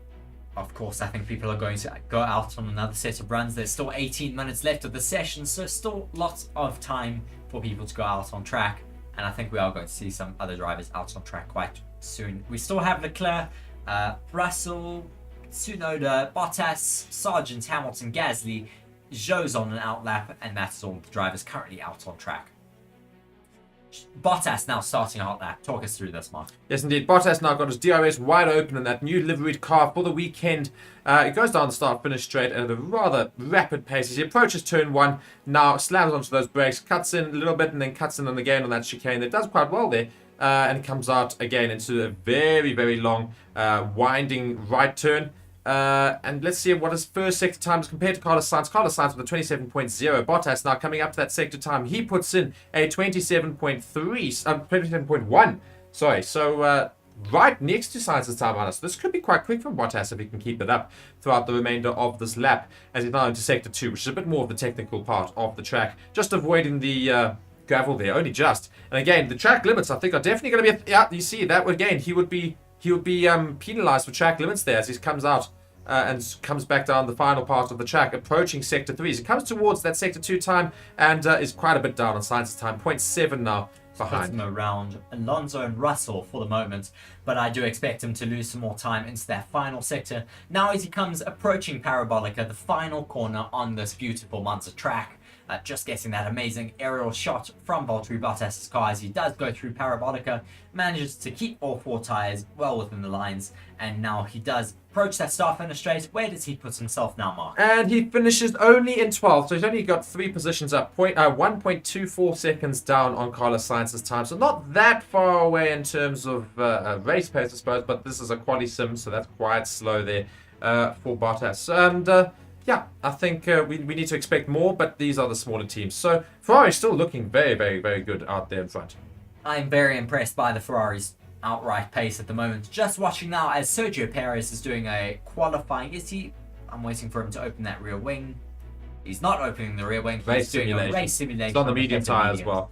Yes, indeed. And what we were going to talk about, rather what I wanted to talk about earlier, is Verstappen was complaining about wanting to go and get another lap in so he can get a more accurate time of what he's expecting tomorrow. I don't actually necessarily think it is that. I think he just loves to see his name out there in number 1 position the whole time. So I think he knew that lap time was a bit slower than the others, and he thought, I want to go and do another one, just like put my name at the top there. So Max Verstappen always wants to win in anything and everything that he does. So I think maybe he might be coming out and outlap on a set of softs again, or maybe the team tried to convince him otherwise. They won't convince him otherwise. I think he'll go out on a set of mediums. So they will convince him then? No. Well, yes, they'll convince him to not go out on another set of softs. what's the point of running another set of softs for the race weekend? But yeah, we currently have Perez going out on track, not putting in any spectacular sectors at the moment, as Zhou Guanyu is setting a first personal best sector for himself. Yeah, as I say, Perez, don't worry about his time too much. He's now doing race simulations. Zhou as well now is 1.28 seconds down in Science's time, so this is going to be quite a bit slower than Bottas. And I think you're going to find himself right near the bottom of the grid with Hamilton, who's down in 17th, of course.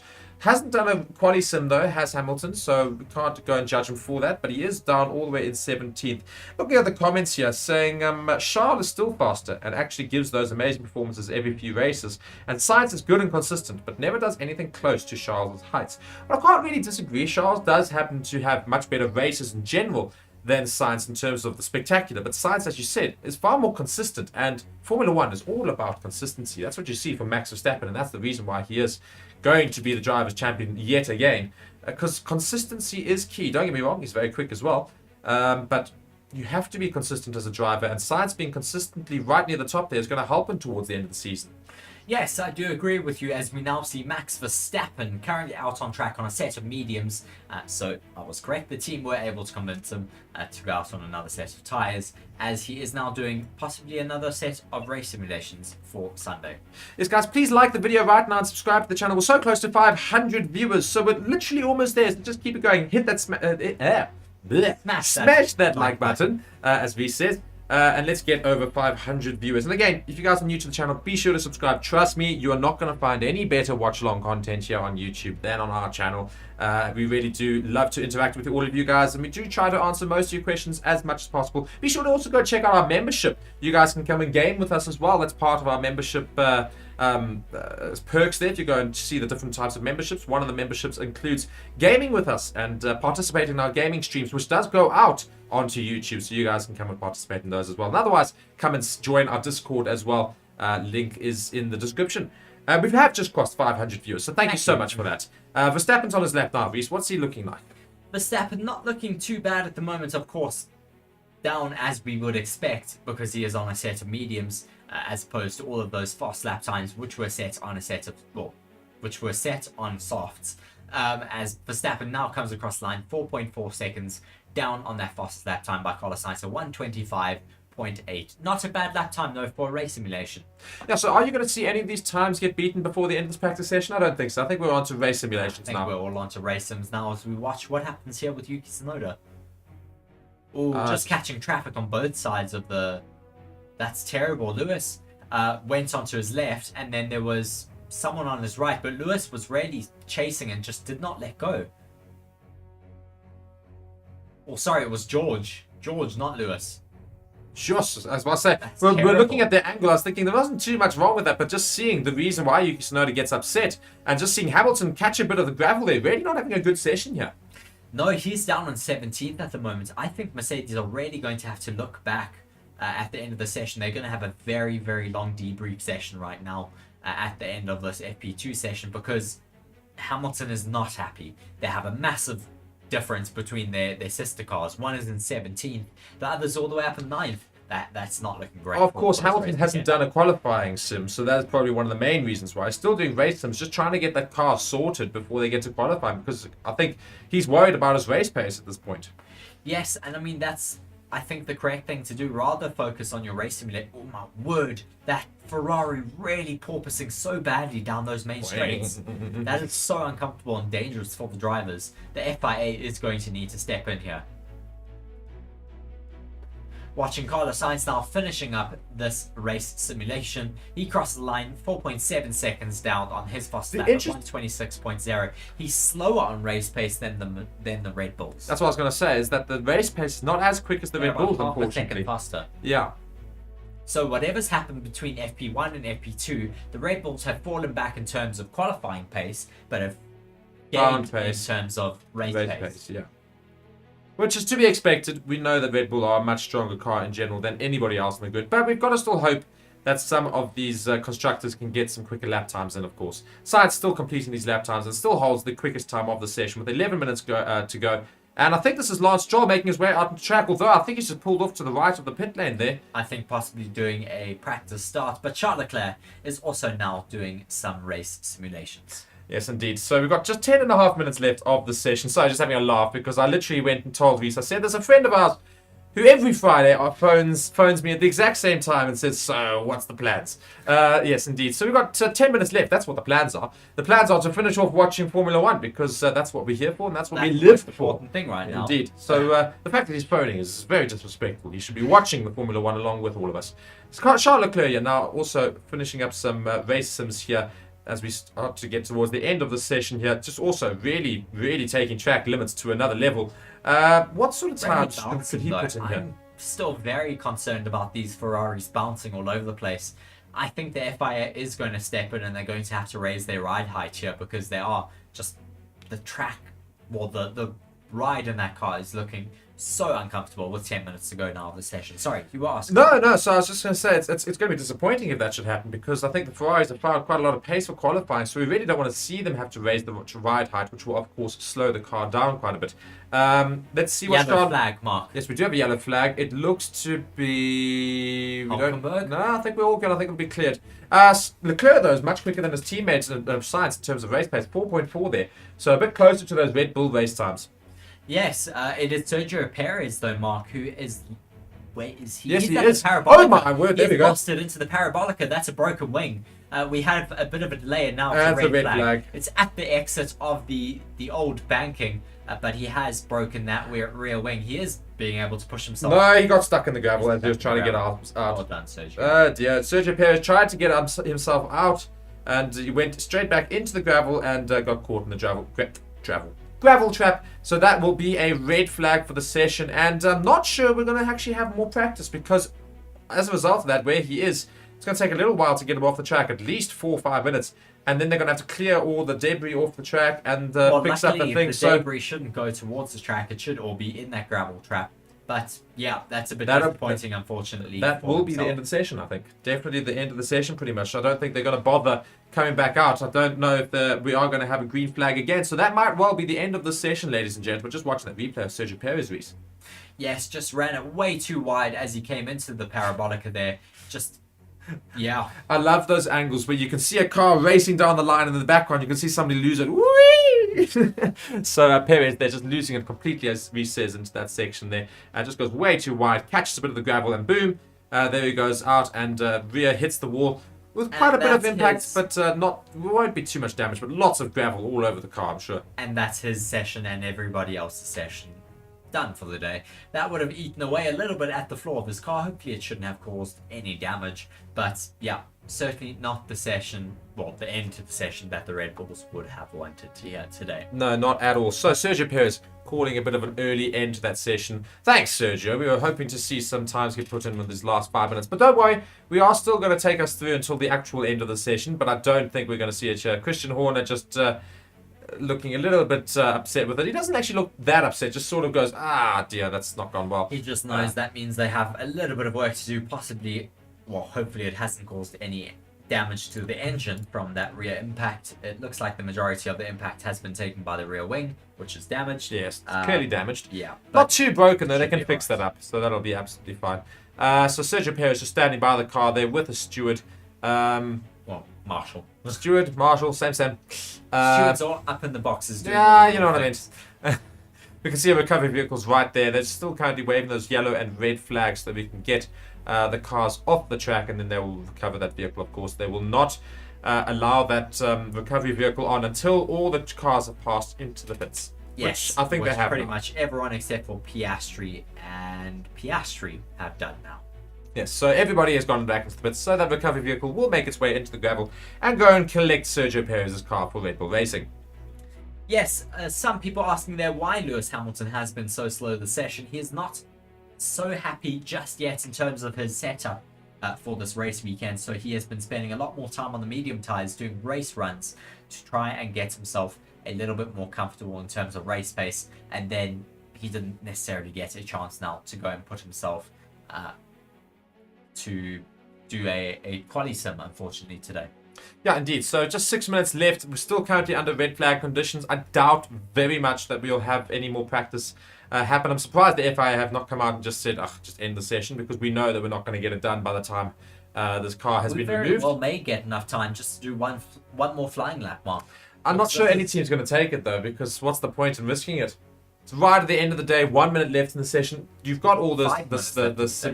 Well, we still got to get the car off. So the car is currently lifted in the air. And once he's off, they've got to go just clean up the gravel and make sure that the wall is not compromised, which I'm sure it isn't. Yeah, but it will still be at least another 2 minutes, if not 3 minutes, before we even get the green flag, which case will be 2 minutes. So enough time for cars to get around and start one lap, and then that'll be the end of the session. So I don't think anybody will make their way out, so may as well just call the session. Well, let's see what happens as this car is now being recovered back onto that old banking that surrounds the track here, part of the old Formula 1 circuit. Yeah, let's see what happens here with the remainder of the session, whether it's resumed or whether they just call it. 5 minutes left now on the clock.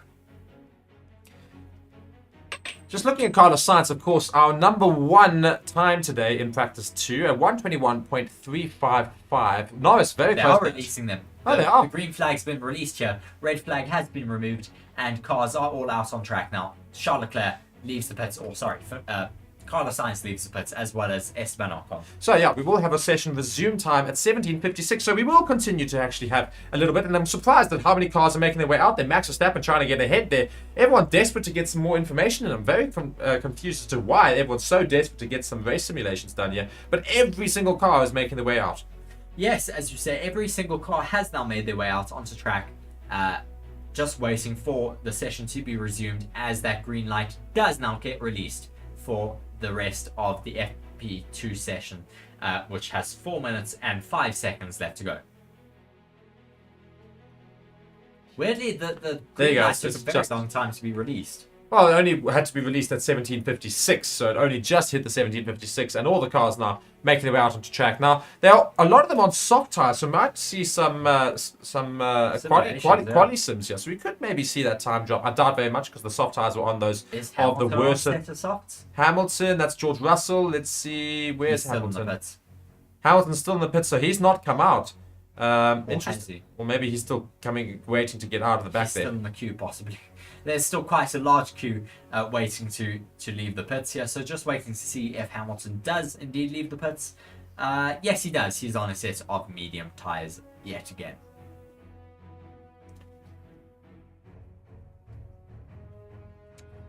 Yeah, we'll see what people are able to do, possibly just some more race simulations, but I do expect we will just pretty much have race simulations and nothing else. Yeah, 3 minutes left of the session. So Perez is, of course, out. Stroll has not set a time the entire session as well, because he obviously also landed himself in a little bit of trouble while his car pretty much just switched off right at the beginning of the session, caused the first red flag.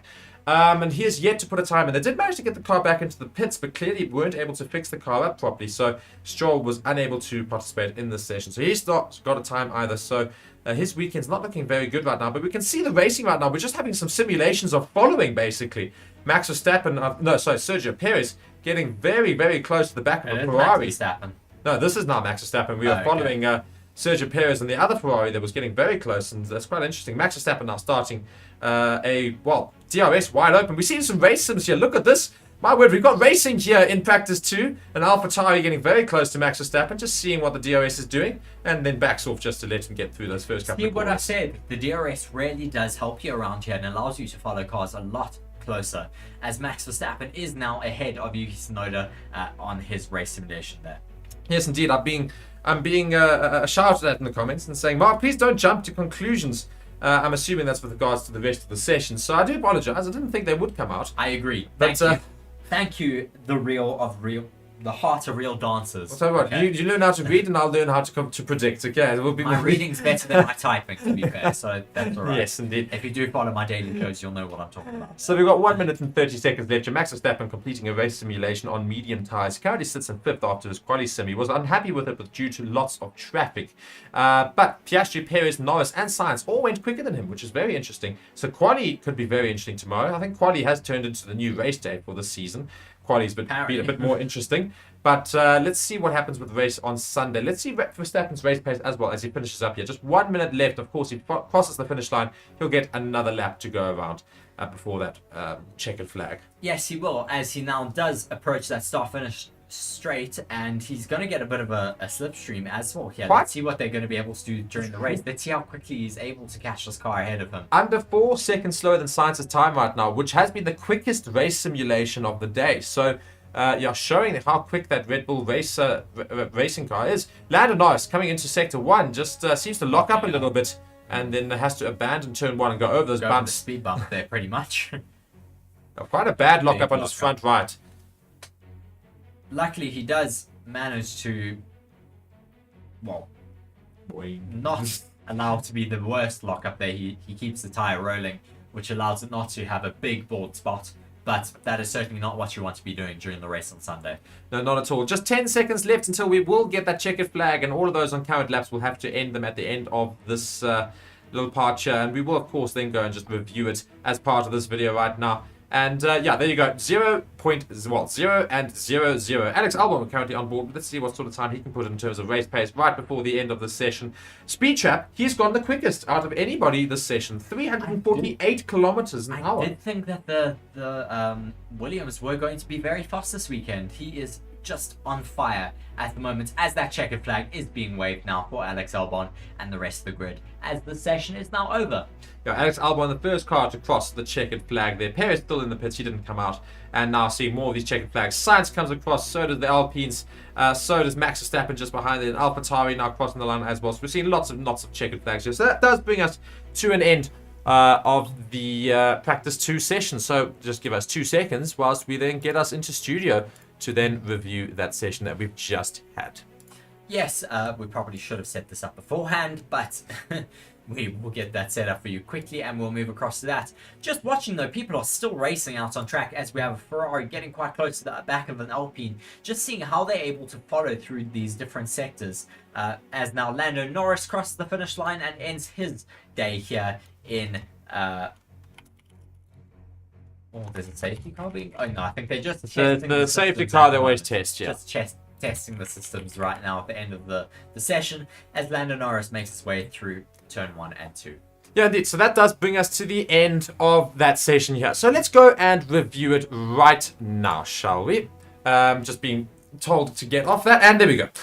We are now, of course, reviewing the Monza Practice 2 session. So what happened in that session, Aries? Yes, just to review the session and as well as the day as a whole. Yeah, been an interesting day. Very exciting to see that the Ferraris are very, very fast out there. Possibly even up on the Red Bulls right now, who at the end of this session sit 3rd and 5th. Max Verstappen being down in 5th place. But also, certainly a talking point is those McLarens, with Lando Norris up in 2nd and Piastri ahead of Verstappen in 4th. And the interesting thing is, I think the McLaren's race pace was quicker than the Ferraris, so McLaren's could be very much on track to go and get some podium positions this weekend. Could we see Piastri finally on the podium? We'll have to wait and see for Sunday and, of course, for tomorrow's qualifying. But good to see the McLarens did actually manage to find their pace this weekend. We saw they had pace last weekend, but a terrible race strategy, and otherwise the race just did not pan out very well for them. And let's see if they can change that this weekend. Though the Ferrari fans must be very happy at home with Carlos Sainz finishing up with the fastest time of the day, a 1:21.355. Yes, certainly the Tifosi can celebrate a little bit tonight and we'll be looking towards tomorrow's qualifying session. Will they be able to get a Ferrari on pole position at their home race in Monza? They'll certainly be asking those questions very, very shortly tomorrow evening. But it's been quite exciting here. I think as well, a big talking point is that Williams of Alex Albon once again being able to drag it up into 7th position. Once again, a great pace there put in by Alex Albon. Fernando Alonso in 8th place and Russell in 9th though. Not the greatest day for Mercedes. Yeah, we talk about Mercedes. Hamilton's still not happy with his car at all. Still had to do race simulations. Didn't do a single qualifying simulation today. Just trying to get his car sorted for race pace and still not very happy with it. So, of course, he finished that session all the way down into 17th. So let's just go through your bottom 10. So Stroll caused the first red flag of the day. His car just shut off. Powered off completely in the first 5 minutes, so we had an early red flag there, almost no time spot on the board, and he was unable to get back out. So Stroll in 20th, Zhou 19th, Lawson 18th, Hamilton 17th, Sargent in 16th, Ocon 15th, Tsunoda 14th, Gasly 13th, Bottas 12th, Magnussen 11th. Yes, moving our way through the rest of the grid there. down to 20th, Mark. Down to 10th. Oh, sorry, down to 10th. So from 10th up to 1st. I went from 20th to 11th. So sorry, we go from 10th. Concentrating. Yes. Yes. From 10th then is Nico Hulkenberg, George Russell, as we spoke about, in 9th, Alonso 8th, Albon 7th, Leclerc in 6th. Not the greatest day for him. He's quite a bit off of his teammate Sainz up in 1st. Verstappen 5th, Oscar Piastri 4th, Sergio Perez in 3rd, Norris 2nd, and of course, as we spoke about, Carlos Sainz having a great day in the Ferrari car in front of the home crowd, the Tifosi. We will be having a very, very big celebration this evening as Carlos Sainz is in 1st. Yes, well, Carlos Sainz just in practice is the quickest car, but Yes. we need to see what happens in qualifying tomorrow. As we said, could we see a Ferrari on pole position for Sunday? More importantly, could we see a Ferrari on the podium? That's what I want to see. And let's note about another big incident in that session there. Perez, right near the end, just about 8 minutes left of the session, went very wide in the parabolica section and caught the gravel and spun his car and hit the back of his rear wing into the wall, causing the second red flag of the session. Quite a little bit of damage to his rear wing, though luckily not to the rest of the car. Lots of gravel in that car that they're going to have to pick out. Luckily, they managed to get that car away because it's so close to the recovery vehicle. And Red Bull, are they a little bit concerned for qualifying tomorrow? But I'm sure they'll be fine in the race on Sunday. I think they should be fine in qualifying tomorrow. They'll make a few setup changes to maybe allow them to get a little bit faster down the main straights. I think that's maybe where they're losing a little bit of time. But I think for the race on Sunday, they are looking the most favourable because, of course, they have compromised their setup in terms of that top speed to be able to be comfortable throughout the rest of the race setup. So are we a little bit concerned? Just lastly, I want to talk about Stroll, of course, who had that system failure. Now, Djokovic took his spot for practice 1, and then Stroll came at practice 2. That was going to be his first practice for the weekend. He was unable to get it because, of course, the car just shut down. Are we going to be concerned about Stroll if he doesn't manage to get some proper simulations done in practice 3 tomorrow? Because he's not got a lot of practice compared to the rest of the drivers now. Do we really care? Well, I keep for Aston Martin. That's Yes, the problem. I'm think- not too phased with Lance Stroll not doing well, but I'm phased about Aston Martin not doing well. I want to see Aston Martin try and challenge for that second place position in the constructors, which they can very much do. I think what's important for Aston Martin is they need to get both of those drivers close to each other now. And they need to get Lance Stroll improving on his places. We can't have him finishing in the bottom 10, which he has been doing. He has a car which has a lot of pace in it, and he should be able to get the majority of that pace out of the car. And yeah, I think maybe Aston Martin just needs to get him in that simulator a little bit more in between race weekends and allow him maybe to understand that car a little bit better than Fernando Alonso and get him a little bit closer to where Fernando Alonso is, because we want to see them challenging for Constructors' Championships in the future. Exactly that. So it's building towards a very exciting qualifying, as it always is, in this 2023 season. We have seen qualifying being very exciting. Lots of different cars getting right near the top. The Max Verstappen generally taking that pole position, but always only just. It's not very easy. So it all builds towards tomorrow's sessions, which you can catch here live on Forever Motorsports with myself and, of course, Reese. So thank you guys so much for watching today's stream and otherwise this review here. Be sure to like the video and subscribe to the channel. Let's keep those subscriber counts coming in. And thank you again to our channel sponsors as well, BoyleSports, Bitdefender, ExpressVPN, and the lights. Go and bet with BoyleSports. Great betting company there. And yeah, thank you so much for joining us, guys. You've been watching Forever Motorsports.